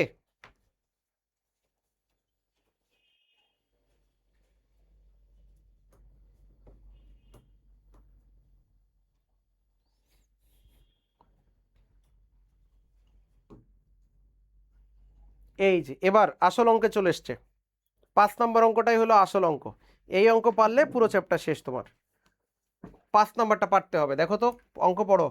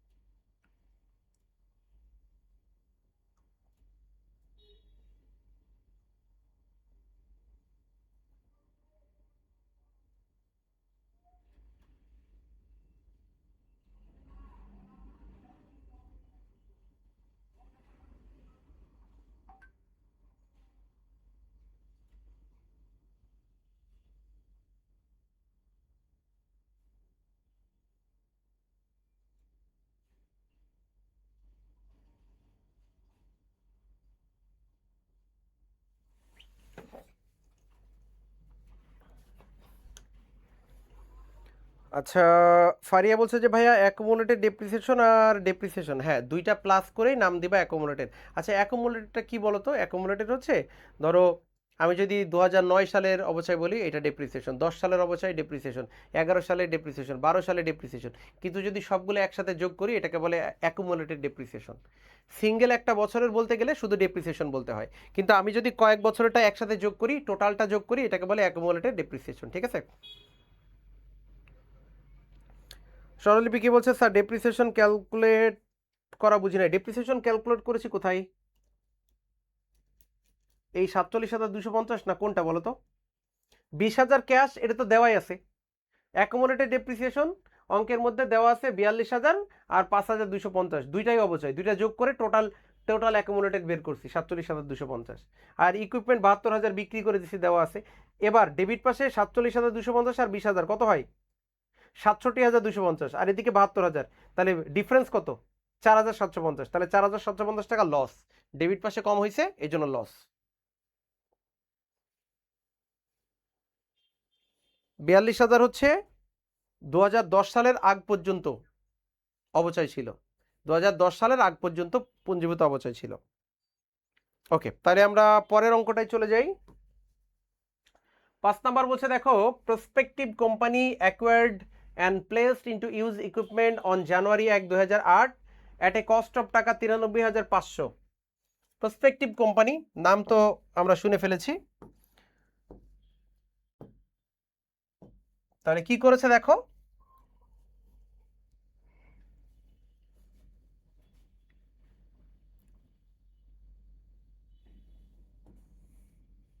অ্যাকোয়ার্ড করতেছে তারা কি? ইকুইপমেন্ট। কবে? 2008 সালে। 2008 সালে তারা ইকুইপমেন্ট কিনতেছে কত টাকা? 93,500। 93,500 টাকা দিয়ে তারা ইকুইপমেন্ট কিনতেছে। ট্রান্সপোর্টেশন চার্জ আছে 750 টাকা, transportation charge.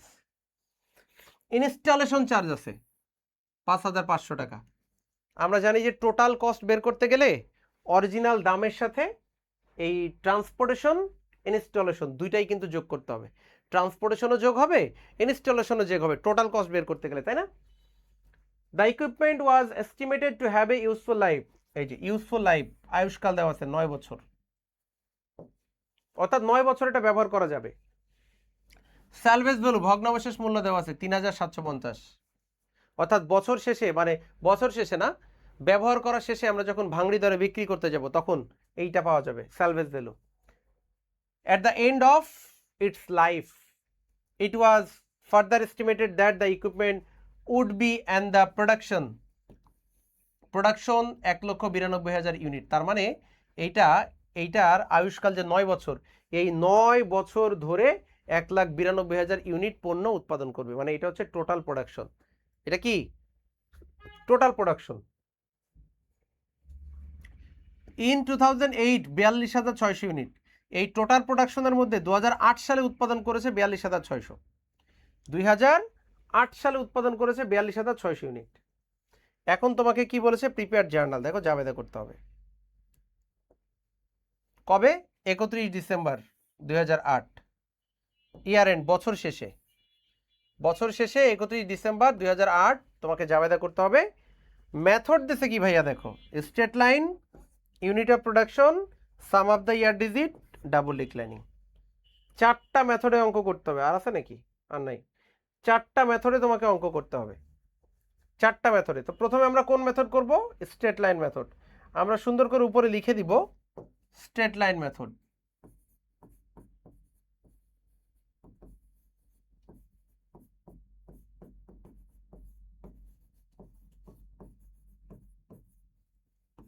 Straight line method.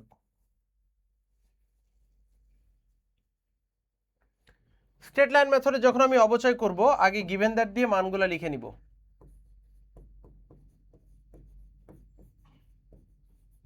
আমার কি কি দেওয়া আছে? প্রথমে লাগবে টোটাল কস্ট। টোটাল কস্ট সরাসরি অঙ্কে দেওয়া নেই, ওই যে 93,500-র সাথে এই ট্রান্সপোর্টেশন আর ইনস্টলেশন যোগ করতে হবে। তাহলে 93,500 যোগ 750 যোগ 5,500,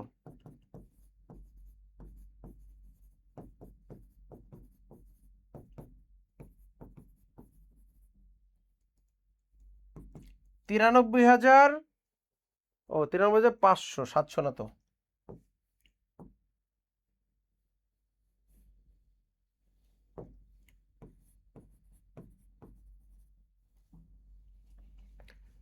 তিন হাজার পাঁচশো, 750 আর 5,500, এটা হলো 750।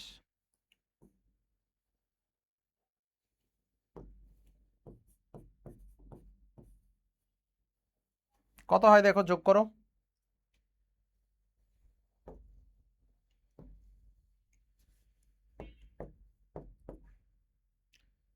93,500 যোগ 750 যোগ 5,500, 99,750। তাহলে এটা হলো টোটাল কস্ট। এরপর আছে salvage value.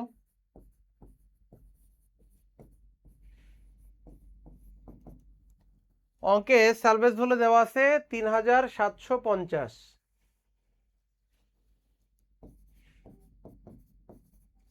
Useful life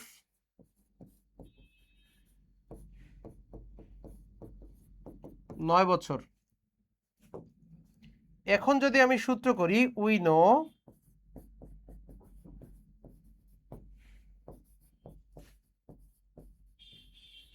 annual depreciation, আমরা কোন মেথড করছি? Straight line method. সূত্র কি? Total cost minus salvage value divided useful life, তাই না? Total cost minus salvage value divided useful life. তাহলে টোটাল কস্ট হচ্ছে 99,750 মাইনাস স্যালভেজ ভ্যালু হচ্ছে 3750, ইউজফুল লাইফ 9।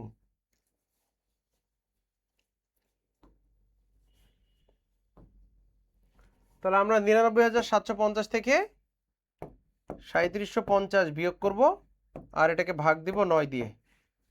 তাহলে 10,667। এটা হচ্ছে অ্যানুয়াল ডেপ্রিসিয়েশন, 10,667।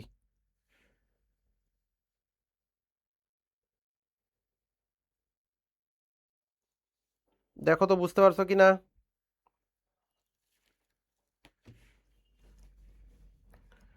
10,667 এটা হচ্ছে অ্যানুয়াল ডেপ্রিসিয়েশন, ঠিক আছে? এখন আমাকে কি বলেছিল জানো? আমাকে বলেছিল জার্নাল করো, জাবেদা করো। তো আমি যদি জাবেদা করতে চাই, তাহলে জাবেদার একটা ছোট্ট করে একটা ছক করে নিব আমি এখানে।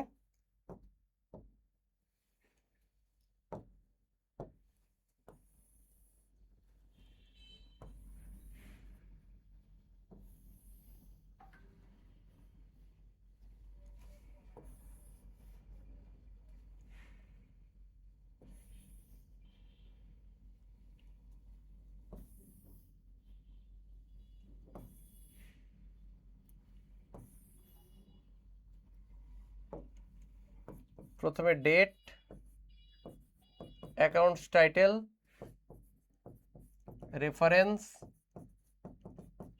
ডেবিট টাকা, ক্রেডিট টাকা। এখানে লিখবো journal.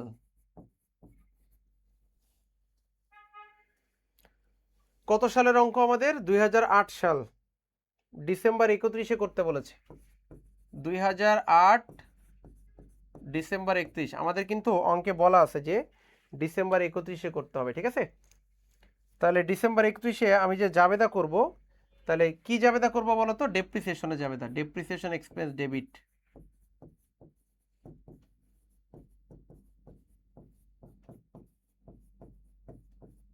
Depreciation expense debit accumulated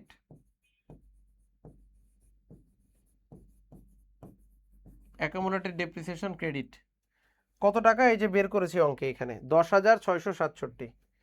তাহলে 10,667, ক্রেডিট পাশেও 10,667। ব্যাখ্যা দিবা, এখন আমি দিচ্ছি না। ডিসেম্বর 31 তারিখে আর একটা জাবেদা দিতে হয়। এটা কিসের জাবেদা? এটাকে বলে হিসাব বন্ধ করার জাবেদা। হ্যাঁ, এটাকে বলে হিসাব বন্ধ করার জাবেদা, অবচয় হিসাব বন্ধ করার জাবেদা। জাবেদা হলো income summary debit.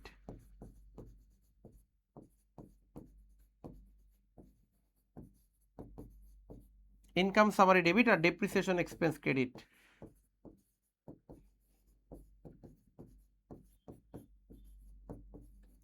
Income summary debit আর ডেপ্রিসিয়েশন এক্সপেন্স ক্রেডিট কত টাকা? ওই সেম টাকায় 10,667। এই জাবেদাটা কেন দিতে হয়?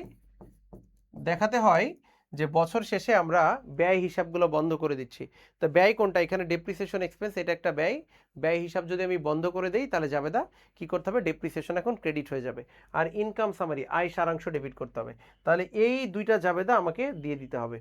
যদি বলে ডিসেম্বর 31 তারিখে তুমি জাবেদা করো, ডিসেম্বর 31 তারিখে একটা অবচয়ের জাবেদা আর একটা অবচয় হিসাব বন্ধ করার জাবেদা। কিন্তু ডিসেম্বর 31 না বলে যদি বলতো জানুয়ারি 1 তারিখে জাবেদা করো, এই ভালো করে খেয়াল করো, ডিসেম্বর 31 না বলে যদি বলতো ভাইয়া জানুয়ারি 1 তারিখে জাবেদা করো, তাহলে প্রথমে আমি যে সম্পদটা কিনছি এটা কেনার জাবেদা দিতে হইতো। প্রথমে সম্পদ কেনার, ইকুইপমেন্ট কিনছি, ইকুইপমেন্ট ডেবিট ক্যাশ ক্রেডিট, আগে প্রথমে এই জাবেদা, তারপরে বাকি দুইটা।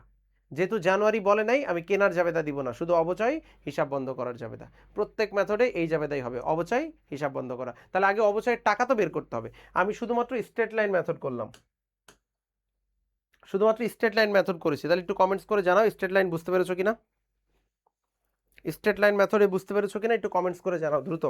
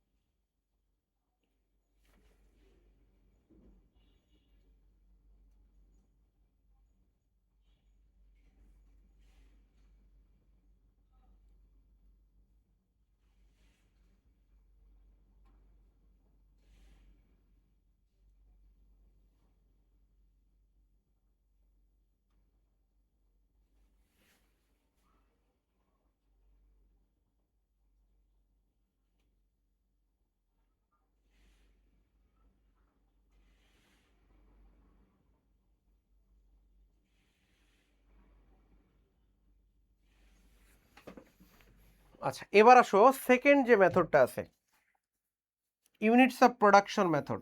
এই প্রোডাকশন মেথড করতে গেলেও আমাকে কি করতে হবে বলো তো? আগে অবচয় বের করে নিতে হবে। প্রোডাকশন মেথড করতে গেলেও আগে অবচয় বের করে নিতে হবে।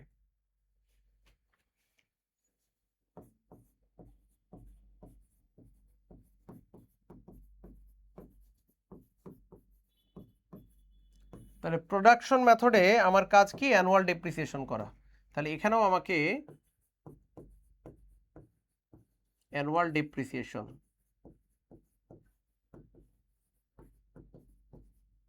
সূত্র কি? টোটাল কস্ট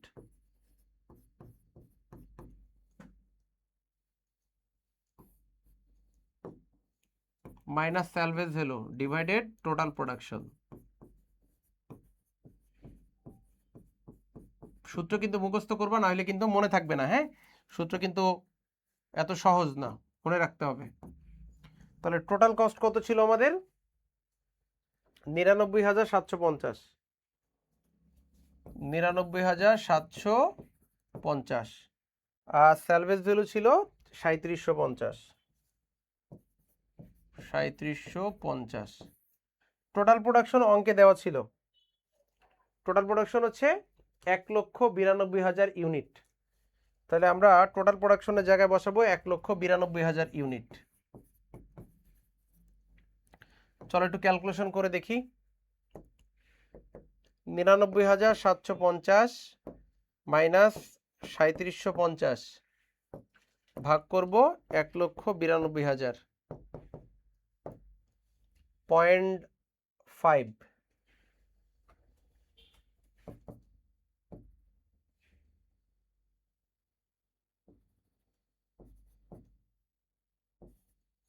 এটা তো অ্যানুয়াল ডেপ্রিসিয়েশন না, এটা হচ্ছে পার ইউনিট ডেপ্রিসিয়েশন।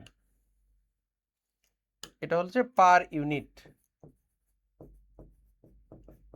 এবার আসো annual depreciation.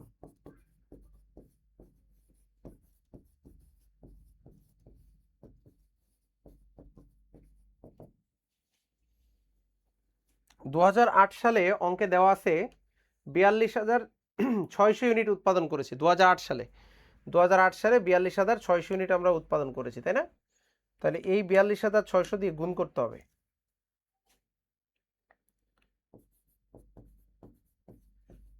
Annual depreciation, annual production into per unit depreciation. Annual production দেখো 2008 সালে অঙ্কে বলা আছে যে ৪২,৬০০ ইউনিট উৎপাদন করা হয়। তাহলে ৪২,৬০০ আমি এখানে লিখব ইন্টু 0.5। তাহলে ৪২,৬০০ ইন্টু 0.5,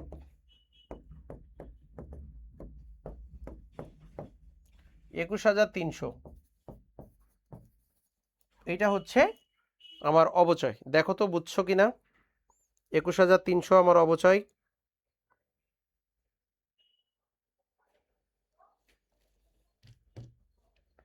অবচয় হচ্ছে ২১,৩০০ অ্যানুয়াল ডেপ্রিসিয়েশন। এটা বুঝছো কিনা জানাও।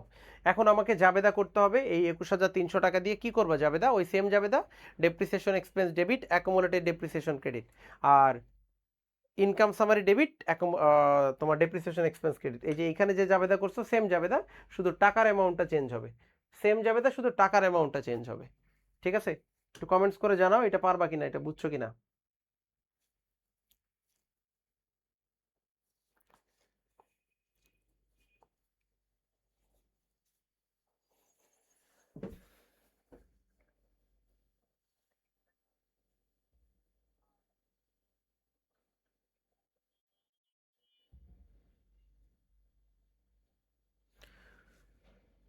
রিপা কমেন্টস করেছে। রিপা বলেছিলাম জানুয়ারি থেকে যদি বলে সেক্ষেত্রে ওই যে বলেছি প্রথমে ক্রয়ের জাবেদারে দিতে হবে, তারপরে অবচয়, তারপরে হিসাব বন্ধ করা।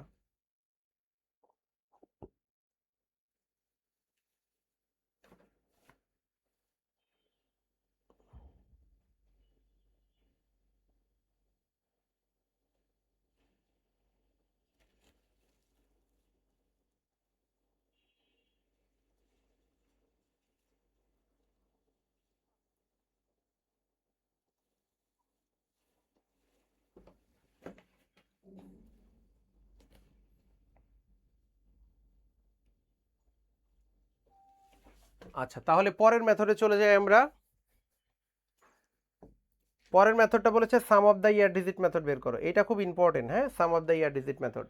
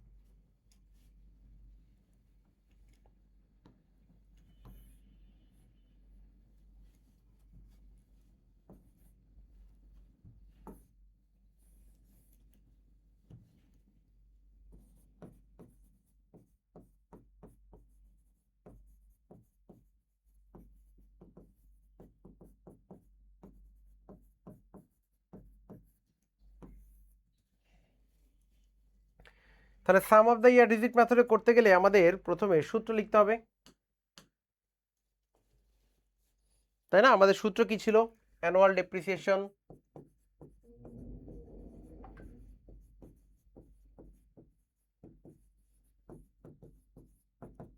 কি ছিল? সূত্রটা মনে আছে? লেখো তো দেখি কি ছিল সূত্রটা, কার মনে আছে? সাম অফ দ্য ইয়ার ডিজিট মেথডের সূত্রটা দেখি তো কার মনে আছে? মনে আছে সাম অফ দ্য ইয়ার ডিজিট মেথডের সূত্র? এখানে কিন্তু একটা মান বের করে নিতে হবে, টোটাল ডিজিট। হ্যাঁ, বলেছিলাম সূত্র বোঝানোর সময়। তাহলে আগে সূত্রটা লিখে নিই, যে total cost minus salvage value divided total digit into yearly digit. Total cost minus salvage value, তাহলে টোটাল কস্ট ছিল কত টাকা আমাদের? ৯৯,৭৫০।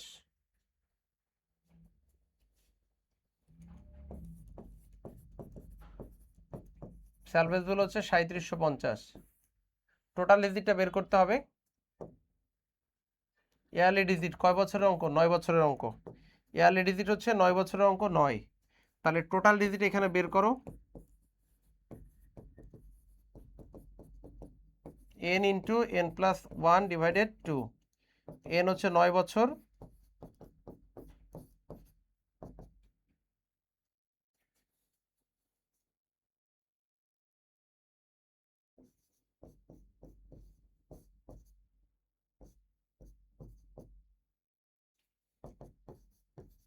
তাহলে 45। ক্যালকুলেশন করো, ৯৯,৭৫০ মাইনাস ৩৭৫০ ভাগ ৪৫ গুণ ৯, ১৯,২০০। দেখো তো ক্যালকুলেশন ঠিক আছে কিনা, ১৯,২০০ আসে কিনা। তাহলে এটা আসার পরে জাবেদা কি করবা? Depreciation expense debit ১৯,২০০, accumulated depreciation credit ১৯,২০০। আবার হিসাব বন্ধ করার জাবেদা। হিসাব বন্ধ করার জাবেদা কি? Income summary debit, depreciation expense credit. তাহলে দেখো বুঝতে পেরেছো কিনা? টোটাল ডিজিটটা বের করে দিবা, n into n plus 1/2। n কোনটা? n হচ্ছে কয় বছরের অঙ্ক? ৯ বছরের। n এর মান হচ্ছে 9, ঠিক আছে? আর এই যে ইয়ারলি ডিজিট 9 দিছি না, কয় বছরের অঙ্ক? 9 বছরের। তাহলে ইয়ারলি ডিজিট হবে 9, ঠিক আছে? যত বছরের অঙ্ক ইয়ারলি ডিজিট তত দিয়ে করতে হবে। 8 বছর হইলে 8, 7 বছর হইলে 7, ঠিক আছে? আবার আরেকটা কাহিনী আছে, সেটা হলো ধরো এই অঙ্কটা বললো যে 2008 সাল, 2009 সাল, 2010 সালের অবচয় করো। তাহলে তখন কি হবে জানো? যখন আমি 8 সাল প্রথম বছরে করব তখন ইয়ারলি ডিজিট 9 দিব। যখন আমি 9 সালের অবচয় বের করব ইয়ারলি ডিজিট তখন 1 কমে যাবে, 8 হবে। 1 বছর কমে যাচ্ছে, 8 হবে। আর 1 বছর কমে গেলে 7 হবে। আর 1 বছর কমে গেলে 6 হবে। আর 1 বছর কমে গেলে 5 হবে। ইয়ারলি ডিজিট 1 করে কমবে। কখন? যখন 8 সাল, 9 সাল, 10 সাল, 11, 12 সাল অবচয় বের করতে যাব, প্রতি বছর 1 করে ইয়ারলি ডিজিট কমাই দিবা, ঠিক আছে? যদি একাধিক বছরে বের করতে বলে তাহলে। এইখানে তো শুধু 8 সালেরটা বের করতে বলছে।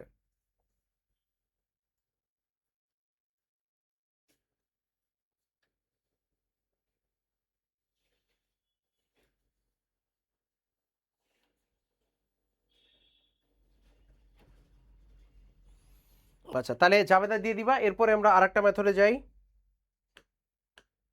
Double declining balance method.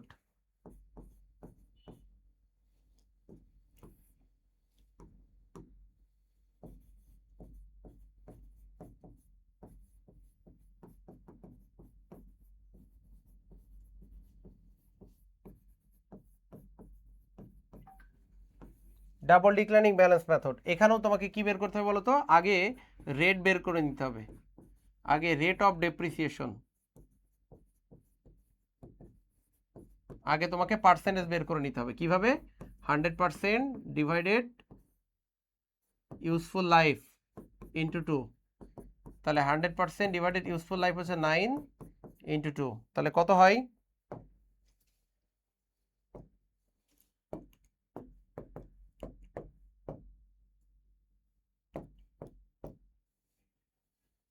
তাহলে 22.22%।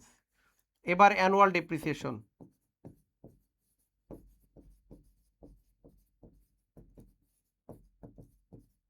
ফর 2008, 2008 সালেরটা করছি, ঠিক আছে? তাহলে সম্পদের মূল্য কয় টাকা ছিল? 99,750, 99,750 ইন্টু 22.22%। ক্যালকুলেশনটা করে কত হয় দেখো তো? 99,750 ইন্টু 22.22, আমরা এখানে একটু করি।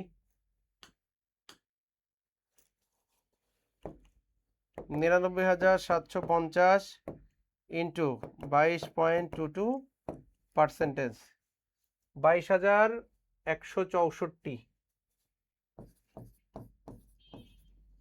তাহলে এটা হচ্ছে অবচয়। হ্যাঁ, এটা হচ্ছে 2008 সালের অবচয়। আগে পার্সেন্টেজ বের করে পরে গুণ করতে হবে, ঠিক আছে? এখানে কিন্তু স্যালভেজ ভ্যালু বিয়োগ করতে হয় না, ডিরেক্ট টোটাল কস্টের সাথে পার্সেন্টেজ গুণ করতে হয়, ঠিক আছে? এটা মনে রাখবা। তাহলে এবার জাবেদা করে দিবা depreciation expense debit, accumulated depreciation credit, আর তোমার হচ্ছে depreciation credit, income summary debit, ঠিক আছে? এই হচ্ছে ডাবল ডিক্লাইনিং ব্যালেন্স মেথড। তাহলে একটু কমেন্টস করে জানাও যে পুরো জাবেদা তুমি বুঝতে পেরেছো কিনা, পুরো অঙ্কটা। দেখছো অঙ্কটা কিন্তু অনেক বড়, এখানে সবগুলো মেথডই তোমাকে দিয়ে দিয়েছে।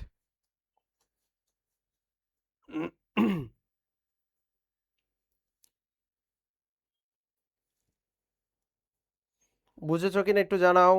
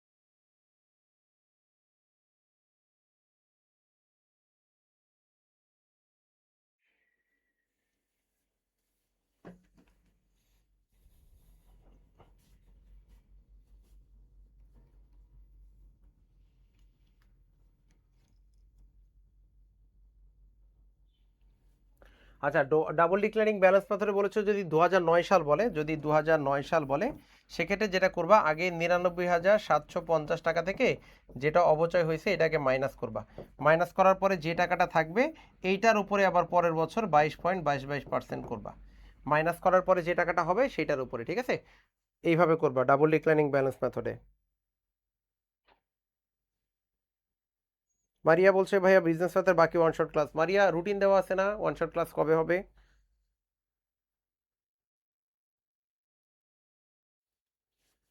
ওকে, তাহলে আমরা পরের অঙ্কে চলে যাই।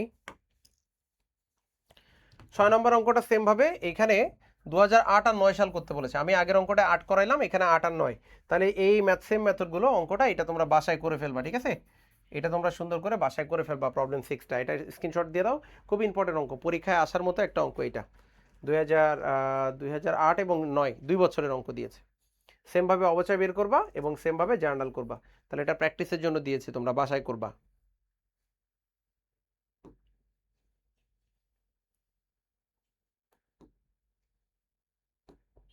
এইটা আর একটা ব্যতিক্রমী অঙ্ক। দেখো বলছে যে younger bus lines uses the unit of activity method, units of activity method follow করে depreciating its buses. One bus was purchase on January 1, 2010, একটা বাস কেনা হয়েছে জানুয়ারি 1, 2010 সালে, এটা কস্ট 1,68,000 টাকা। It's over it's 4 years useful life, useful life হচ্ছে 4 বছর। The bus expected be driven 1 lakh miles, বাসটা 1 লাখ মাইল চলবে। স্যালভেজ ভ্যালু দেওয়া আছে হচ্ছে 8,000। এখন কি বলছে, compute the depreciation cost per unit, এক ইউনিটের ডেপ্রিসিয়েশন কত। আর বি নাম্বার এবার বলছে প্রিপেয়ার ডেপ্রিসিয়েশন শিডিউল, শিডিউল করতে হবে যে 2010 সালে বাসটা এত কিলো চলেছে, 11 সালে এত কিলো, 12 সালে এত কিলো, 13 সালে এত কিলো চলেছে, এটার একটা ডেপ্রিসিয়েশন শিডিউল করো। ঠিক আছে, তাহলে দুইটা রিকোয়ারমেন্ট, প্রথমে হচ্ছে ডেপ্রিসিয়েশন কস্ট পার ইউনিট, এক ইউনিটের ডেপ্রিসিয়েশন কত এটা বের করতে হবে। তো চলো আমরা শুরু করি ক্যালকুলেশন ডেপ্রিসিয়েশন, এই যে per unit under unit of activity method. তাহলে ডেপ্রিসিয়েশন আমাদের সূত্র কি ছিল জানো, যে total cost minus salvage value divided total working hour, total working hour. তার টোটাল কস্ট কত, 1,68,000, স্যালভেজ ভ্যালু হচ্ছে 8,000, আর টোটাল ওয়ার্কিং আওয়ার হচ্ছে 1 লাখ 1.6। তাহলে এখানেও দেখো এই যে শর্টকাটে বের করছি 1.6। তাহলে আমাদের সূত্র অনুযায়ী এ নাম্বার রিকোয়ারমেন্টটা করলাম। এখন বি নাম্বার রিকোয়ারমেন্টটা যে করব, আমাকে বলেছে 10, 11, 12, 13 সালে শিডিউল করতে। তাহলে 4 বছরে ছক করে নেব। প্রথম ঘরটার নাম দিব ইয়ার, পরের ঘরটাই যে actual mileage per unit depreciation, এটা আমি বের করলাম না, মাত্র পার ইউনিট ডেপ্রিসিয়েশন এটা আমি বের করলাম না। আর অ্যাকচুয়াল মাইলেজ তো অঙ্কে দেওয়া আছে, কোন সালে কত মাইলেজ, কোন সালে কত মাইলেজ এটা অঙ্কে দেওয়া আছে। ঠিক আছে, তাহলে আমি এই পার ইউনিট ডেপ্রিসিয়েশনটা বের করেছি যে সব ক্ষেত্রে 1.6 1.6 1.6 1.6। আর এইটা দেওয়া আছে যে 2010 সালে কত কিলো এখানে দেওয়া আছে। দেখো 2010 সালে 26,000 কিলো, 11 সালে 32,000 কিলো, কোন সালে কত কিলো চলেছে এটা অঙ্কের মধ্যে দেওয়া আছে। তাহলে আমি এইগুলা এখানে লিখে দিব, দেন গুণ করে দিলে অবচয় বেড়ে যাবে। এটা প্রথম বছর, এটা দ্বিতীয় বছর, তৃতীয় বছর, চতুর্থ বছর।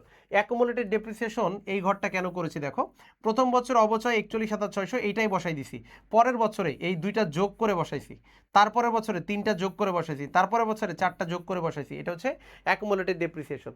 ঠিক আছে, তাহলে এইভাবে বসাইছি। তাহলে বুক ভ্যালুটা কিভাবে হয়, 2010 সালে যখন আমি যেই দিন আমি বাসটা কিনি ওই দিন কোনো ডেপ্রিসিয়েশন ছিল না, তাহলে বুক ভ্যালু ছিল 1,68,000 টাকা।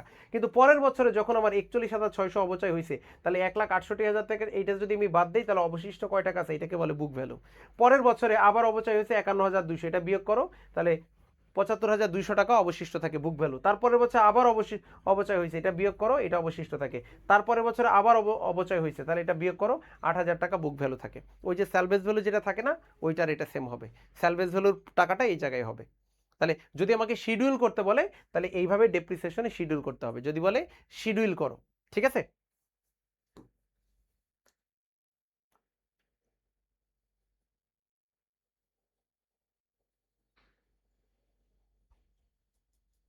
এইখানে আর একটা শিডিউল করতে বলেছে, বলছে যে Arafat company bought a machine for টাকা 15,000। আরাফাত কোম্পানি একটা মেশিন ক্রয় করেছে 15,000 টাকা, 1 জুলাই 2012। তারা একটা মেশিন ক্রয় করেছে কবে, জুলাই মাসে। দ্য কোম্পানি স্পেন্ড 1 লাখ টাকা for installing the machine. The company spend কয় টাকা ব্যয় করছে, 1 লাখ টাকা installing the machine. The machine is expected to have a salvage value, দেখো স্যালভেজ ভ্যালু দেওয়া আছে 60,000 টাকা। তাহলে মেশিনের দাম 15 লাখ টাকা, আর ইনস্টলেশন হচ্ছে 1 লাখ টাকা, তাহলে যোগ করতে হয় 15 লাখের সাথে 1 লাখ, আর সেলভেজ ভ্যালু। আর বলছে যে at the end of its 10 years, মানে 10 বছর হচ্ছে ইউজফুল লাইফ। এখন বলছে what is the cost of machine for accounting purpose. তাহলে মেশিনের কস্ট মূল্য কত হবে, টোটাল কস্ট 15 লাখের সাথে ওই যে ওটা যোগ দিবা। তাহলে দেখো আমরা এখানে যোগ করে দিছি যে মেশিনের দামের সাথে ইনস্টলেশন যোগ করলে 16 লাখ টাকা, এটা হলো টোটাল কস্ট। ঠিক আছে, এখন 2 নাম্বার রিকোয়ারমেন্ট বলছে ডেপ্রিসিয়েশন শিডিউল করতে হবে, কোন মেথডে, স্ট্রেট লাইন মেথডে করতে হবে। ঠিক আছে, এই যে 4 বছরের জন্য, কয় বছরের জন্য, 4 বছরের জন্য। তাহলে শিডিউল করতে গেলে আগে আমাকে সূত্র বের করতে হবে, এই যে শিডিউল।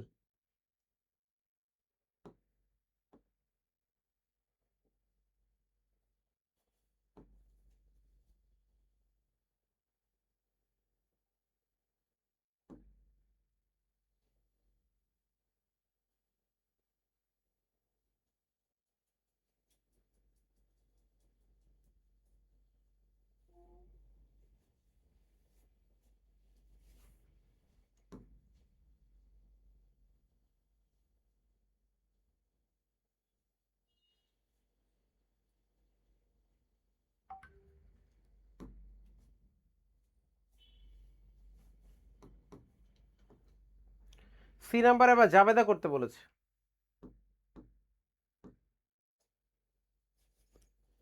জাবেদার সময় বলেছিলাম যে যদি 1 তারিখ থেকে জাবেদা করতে হয় তাহলে মেশিন ক্রয়ের জাবেদা দিবা, এরপরে ডেপ্রিসিয়েশন, তারপরে হিসাব বন্ধ করা। তাহলে 12 সালে দেখো 3টা দিছে, আবার 13 সালে ডেপ্রিসিয়েশন, হিসাব বন্ধ করা, 14 সালে ডেপ্রিসিয়েশন, হিসাব বন্ধ করা। তাহলে 14 সালে আরেকটা জাবেদা দিবা, ডেপ্রিসিয়েশন, হিসাব বন্ধ করা। শুধু প্রথম বছরে মেশিন ক্রয়ের জাবেদা দিতে হয়, পরের বছরগুলোতে 2টা করে, ডেপ্রিসিয়েশন, হিসাব বন্ধ, ডেপ্রিসিয়েশন, হিসাব বন্ধ, ডেপ্রিসিয়েশন, হিসাব বন্ধ। ঠিক আছে, তাহলে বাসায় করে ফেলবে এগুলা সুন্দর করে প্র্যাকটিস। এখানেও ডেপ্রিসিয়েশন শিডিউল করতে বলছে 4 বছরের, এটাও ছক করে করে ফেলবা। এই যে, তাহলে এগুলা বাসার কাজ, পিডিএফ ফাইল দিলে সুন্দর করে বাসায় করে ফেলবা। ঠিক আছে,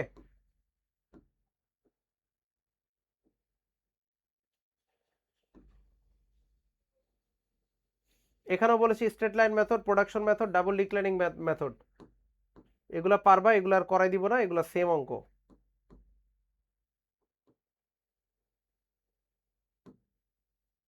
এখানেও straight line, some of the year digit method, double declining, এগুলো সলিউশন দিয়ে দিয়েছি, যেহেতু এগুলো করাচ্ছি না সলিউশন এই জন্য দিয়ে দিয়েছি।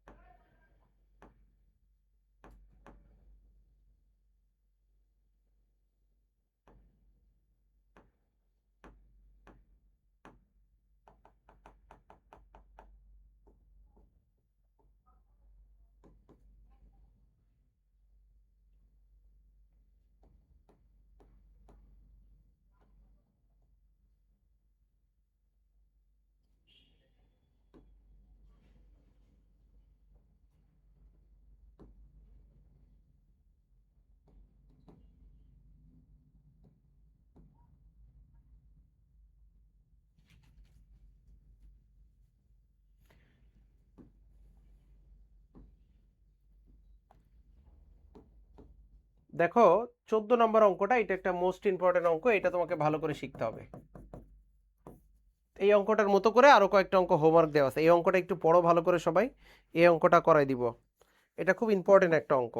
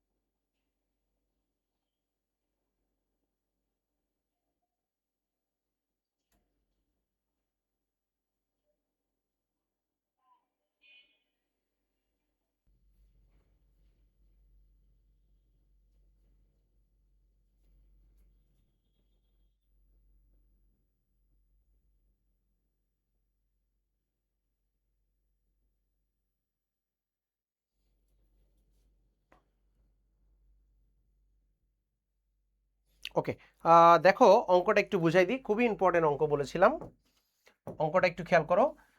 On January 1, 2006 Glasgow company purchase A machine, তাহলে এরা কি করতেছে ভাইয়া, একটা মেশিন ক্রয় করতেছে, দাম কত, 72,000 টাকা ক্যাশ।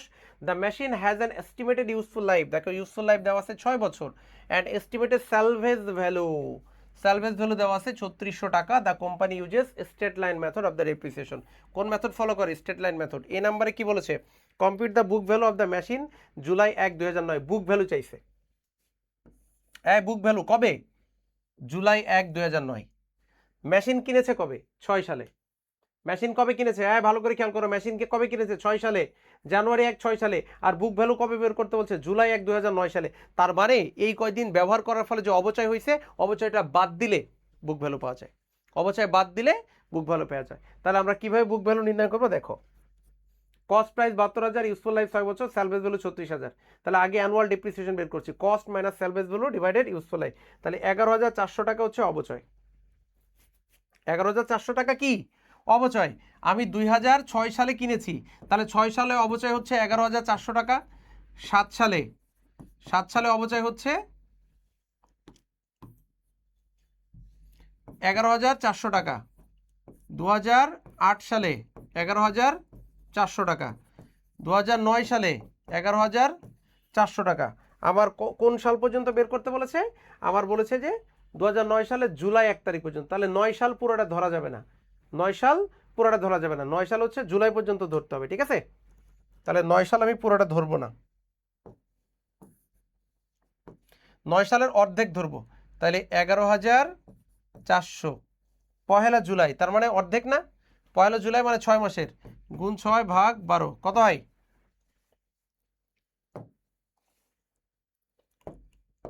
11,400 গুণ 6 ভাগ 12, 5,700 টাকা ধরবো, তাই না? 5,700। তাইলে তুমি যে কাজটা করবা, 11,400 11,400 11,400 আর 5,700, 6 সালে 11,400, 7 সালে 11,400, 8 সালে 11,400, 9 সালে অর্ধেক ধরবো, কারণ জুলাই 1 তারিখ, তার মানে জুন পর্যন্ত ধরবো। তার মানে সবগুলো যোগ করলে কত হয়? তাহলে আমি কি করেছি দেখো, প্রথমে আমি 1 বছরের অবচয় বের করেছি। 1 বছরের অবচয় বের করার পরে 6, 7, 8, 3 বছরে পুরো বছর, আর 9 সালের হচ্ছে অর্ধেক। তার মানে 11,400কে 3.5 দ্বারা গুণ করেছি, তাহলে 39,900 হয়। 3.5 কেন? এই যে 3 বছর আর এই যে অর্ধেক বছর, 3.5 দ্বারা গুণ করেছি। তাহলে এইটা হচ্ছে আমার অ্যাকুমুলেটেড ডেপ্রিসিয়েশন 2006 থেকে 2006 আমি কিনেছি, আর জুলাই 1 তারিখে আমি বুক ভ্যালু বের করছি। তাহলে বুক ভ্যালু কোনটা? অ্যাকুমুলেটেড ডেপ্রিসিয়েশন বাদ দেওয়ার পরে যেটা থাকে এটা হচ্ছে বুক ভ্যালু। তাহলে দেখো বুক ভ্যালু করেছি আমি কিভাবে, যে এ নাম্বার রিকোয়ারমেন্ট বুক ভ্যালু করেছি কিভাবে, এই যে কস্ট থেকে অ্যাকুমুলেটেডটা বাদ দিছি, কস্ট হচ্ছে 72,000, অ্যাকুমুলেটেডটা আমি বের করলাম, তাহলে 32,100। তাহলে এই অ্যাকুমুলেটেডটা দেওয়া ছিল না, এইটাই আমি এইখানে বের করে নিছি। তাহলে এ নাম্বারটা গেল। B number, assume the machine was disposed on July 1, 2009। এর বি নাম্বারের ভিতরে অনেকগুলো রিকোয়ারমেন্ট আছে দেখো। প্রিপেয়ার জার্নাল এন্ট্রি, জাবেদা করতে বলেছে। To record disposal of the machine under each of the following unrelated assumptions. এই যে 4টা অ্যাজাম্পশন, মানে অনুমান করে নিতে বলছে, যদি এটা হয় তাহলে জাবেদা করো, যদি এরকম হয় তাহলে জাবেদা করো, যদি ওরকম হয় তাহলে জাবেদা করো, অনুমান করতে বলছে। যেমন প্রথমটা কি বলছে, the machine was sold 24,000 cash. বলছে মনে করো মেশিনটা 24,000 টাকায় বিক্রি করে দিছি, কবে? ওই যে জুলাই 1। মনে করো মেশিন বিক্রি করে দিছি, জাবেদা করো। বিক্রি জাবেদা একটু আগে শিখাইছি না, ওই যে প্রথমে জাবেদা শিখালাম না, বিক্রি জাবেদা। তাহলে বিক্রি করলে ক্যাশ ডেবিট হয়, অ্যাকুমুলেটেড ডেবিট হয়, আর যা বিক্রি করবো তা ক্রেডিট, তাই না? এটা শিখাইছি না বলো তো? এটা তো শিখাইছি, বিক্রি করলে ক্যাশ ডেবিট হয়। তাহলে বলতেছে যে 24,000 টাকায় বিক্রি করছো, তাহলে 24,000 টাকা বিক্রি করলে ক্যাশ ডেবিট। আর কি বিক্রি করছি? মেশিন, মেশিন চলে যাচ্ছে 72,000 টাকার মেশিন, মেশিন ক্রেডিট। তাহলে দেখো জাবেদা কি দিছি, ক্যাশ ডেবিট কত টাকা? 24,000। কি বিক্রি করছি? মেশিন, মেশিন ক্রেডিট 72,000 টাকা, ক্যাশ ডেবিট মেশিন ক্রেডিট। আর বলেছি না ব্যবহার করলে অ্যাকুমুলেটেড ডেবিট হয় 39,900, একটু আগে বের করছি। এবার দেখো দুই পাশ কি সমান হয়েছে? হয় না, ডেবিট পাশে কম হয়েছে, কত? 8,100। ডেবিট পাশে কম হইলে বলেছি লস হয়, কি হয়? লস হয়। তাহলে লস অন ডিসপোজাল বা loss on sales of machine. পরেরটা আসি, দ্য মেশিন ওয়াজ সোল্ড 36,000। আগের বার বললো মনে করো 24,000, এখন বলছে না ভাই মনে করো 36,000 টাকায় মেশিন বিক্রি করছো। তাহলে বিক্রি করলে ক্যাশ ডেবিট, নগদে বিক্রি করেছি, তাহলে আমি 36,000 টাকা ডেবিট করবো, ক্যাশ ডেবিট 36,000। আর মেশিন চলে যাচ্ছে, মেশিন ক্রেডিট 72,000 টাকা। আর অ্যাকুমুলেটেড বলেছে ডেবিট করো। এখন দেখো ক্রেডিট পাশে কম হয়েছে, কোন পাশে কম হয়েছে? ক্রেডিট পাশে কম হয়েছে, কত টাকা? ওখানে মনে হয় অ্যামাউন্টটা ভুল আছে, আমরা একটু চেক করে দেখি। 36,000 টাকায় বিক্রি করেছি, এটার সাথে অ্যাকুমুলেটেড যোগ করতে হবে 39,900, আর মাইনাস করবো কোনটা? 72,000, তাহলে 3,900 হবে। হ্যাঁ, একটা শূন্য কম হবে, 3,900 টাকা। তাহলে ক্রেডিট পাশে কম, এই ক্রেডিট পাশে কম হইলে লাভ, গেইন, এই যে গেইন অন ডিসপোজাল বা gain on sales of machine, ঠিক আছে? ক্রেডিট পাশে কম হইলে কি বলছি? লাভ হবে। পরেরটায় আসো, the machine and 48,000 cash were exchanged for a new machine, that had a cash price of টাকা 78,000। বলতেছে যে তুমি এই পুরান মেশিনটা দিছো, আরো 48,000 টাকাও দিছো, পুরান মেশিন দিয়ে দিছো, নগদ 48,000 টাকা দিছো, দিয়ে একটা নতুন মেশিন কিনছো, আর নতুন মেশিনের দাম হচ্ছে 78,000। তাহলে তুমি একটা নতুন মেশিন কিনছো 78,000 টাকা, তুমি কি করছো, পুরান মেশিনটা বাসায় যেটা ছিল এটা দিয়ে দিছো, আরো 48,000 টাকা দিছো, দিয়ে নতুন মেশিন একটা কিনছো যার দাম 78,000 টাকা। তাহলে কি করবা দেখো। আচ্ছা, তুমি কি করছো, নগদ টাকা দিছো, এই নগদ টাকা দিলে ক্যাশ ক্রেডিট হয়। ক্যাশ ক্রেডিট কত টাকা, 48,000। নগদ টাকা দিলে ক্যাশ ক্রেডিট হয়। নগদ টাকা দিলে কি হয়, ক্যাশ ক্রেডিট। তুমি নগদ টাকা দিছো, আবার পুরান মেশিনও দিয়ে দিছো, তাহলে old machine credit. Old machine credit কত টাকা, ওল্ড মেশিনের দাম ছিল, দ্য মেশিন অ্যান্ড 48,000 টাকা। ওল্ড মেশিনের দাম ছিল 72,000 টাকা, 72,000 টাকা ক্রেডিট। তাহলে ক্যাশও দিছো, ওল্ড মেশিনও দিছো, দুইটাই ক্রেডিট, ক্যাশও ক্রেডিট, ওল্ড মেশিন ক্রেডিট। নতুন একটা মেশিন কিনেছো 78,000 টাকা দিয়ে, তাহলে new machine debit. New machine debit 78,000।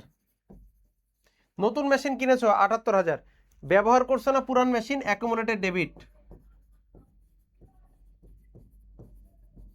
Accumulated debit কত টাকা ছিল, যে 39,000 কত ওইটা।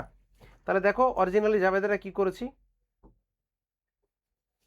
এই যে new machine debit 78,000, accumulated debit, old মেশিনও ক্রেডিট, ক্যাশও ক্রেডিট, ওল্ড মেশিনও ক্রেডিট, ক্যাশও ক্রেডিট। এখন দেখবো কোন পাশ কম হয়, ডেবিট পাশে কম হয় 2100 টাকা, আর ডেবিট পাশে কম হইলে বলেছি লস। ডেবিট পাশে কম হইলে কি বলেছি, লস। তাহলে ওল্ড মেশিন দিয়ে দিচ্ছি, ওল্ড মেশিন ক্রেডিট, ক্যাশ দিয়ে দিচ্ছি, ক্যাশ ক্রেডিট। আর নিউ মেশিনটা আসতেছে, নিউ মেশিন ডেবিট। আর অ্যাকুমুলেটেড তো সবসময় ডেবিট হয় বলেছি, accumulated always debit.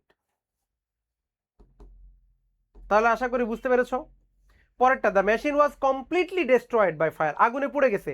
The company expects to recover cash টাকা 21,600, কোম্পানি 21,600 দিবে। তাহলে মেশিনটা আগুনে পুড়ে গেছে, আর কোম্পানি কয় টাকা দিবে, 21,600। ভাই কোম্পানি যে টাকাটা দিবে এখনো তো দেই নাই, দিতে চাইছে। তাহলে অ্যাকাউন্ট রিসিভেবল ডেবিট বা ইন্স্যুরেন্স কোম্পানি ডেবিট 21,600, তাহলে কোম্পানির নামে দিবে 21,600। মেশিন পুড়ে গেছে না, তাহলে মেশিন চলে গেছে, মেশিন ক্রেডিট 72,000। অ্যাকুমুলেটেড সারা জীবন ডেবিট করতে বলেছি 39,900। দুই পাশ করো, এই পাশে ডেবিট পাশে কম, ডেবিট পাশে কম হইলে বলেছি লস। তাহলে এই রিলেটেড অঙ্ক পরীক্ষায় একটা আসবে, এই জন্য এটা করাই দিলাম 14 নাম্বার। এইটার মতো করে আরো অঙ্ক আছে প্র্যাকটিস করার জন্য, এটা বাসায় করবে, এগুলো বাসায় করবা, ঠিক আছে। এটার মতো করে আরো অঙ্ক শীটের মধ্যে দিছি বাসায় করার জন্য। এই যে একটা অঙ্ক 15 বাসায় করবা।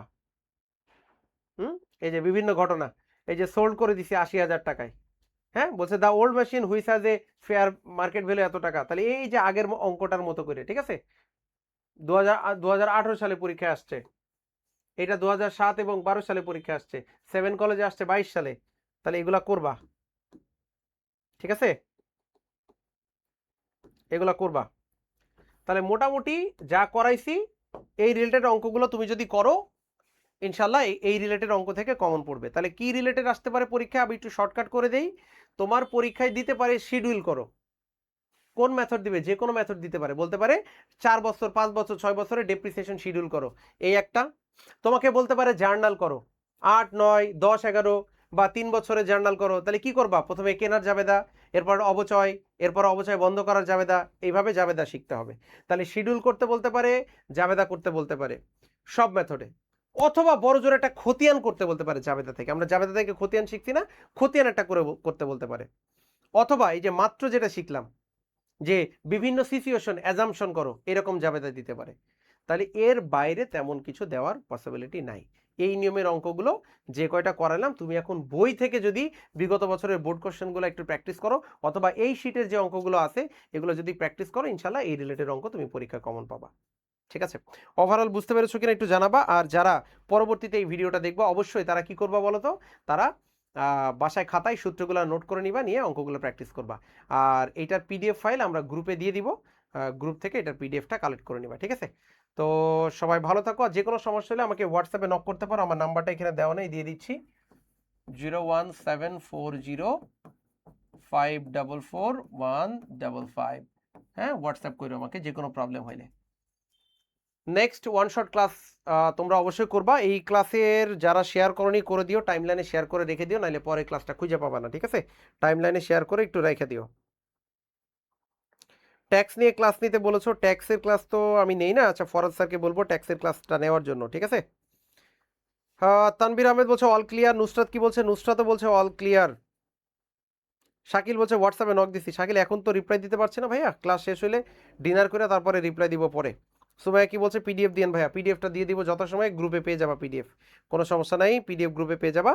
আর বিবিএ ভিশন পেজে পিডিএফ এখন পাবা না, পেজে আরও দু একটা ওয়ান শট হলে তখন একসাথে ড্রাইভ লিঙ্ক করে দিয়ে দিব। তাহলে নেক্সট ক্লাস করার জন্য রেডি থাকো, ক্লাসগুলো একটু শেয়ার করো, যদি ভালো লাগে শেয়ার করো, ভালো লাগলে যদি বেশি বেশি শেয়ার দেখি, বেশি বেশি কমেন্টস দেখি, তাহলে ক্লাসগুলো নিতে ভালো লাগে, তখন হয়তো ক্লাসগুলো তোমাদের জন্য বেশি বেশি করে নিব, ঠিক আছে।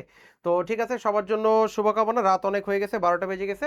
তো দেখা হবে ইনশাল্লাহ নেক্সট ওয়ান শট ক্লাসে। সবাই ভালো থাকো, আল্লাহ হাফেজ, আসসালামু আলাইকুম।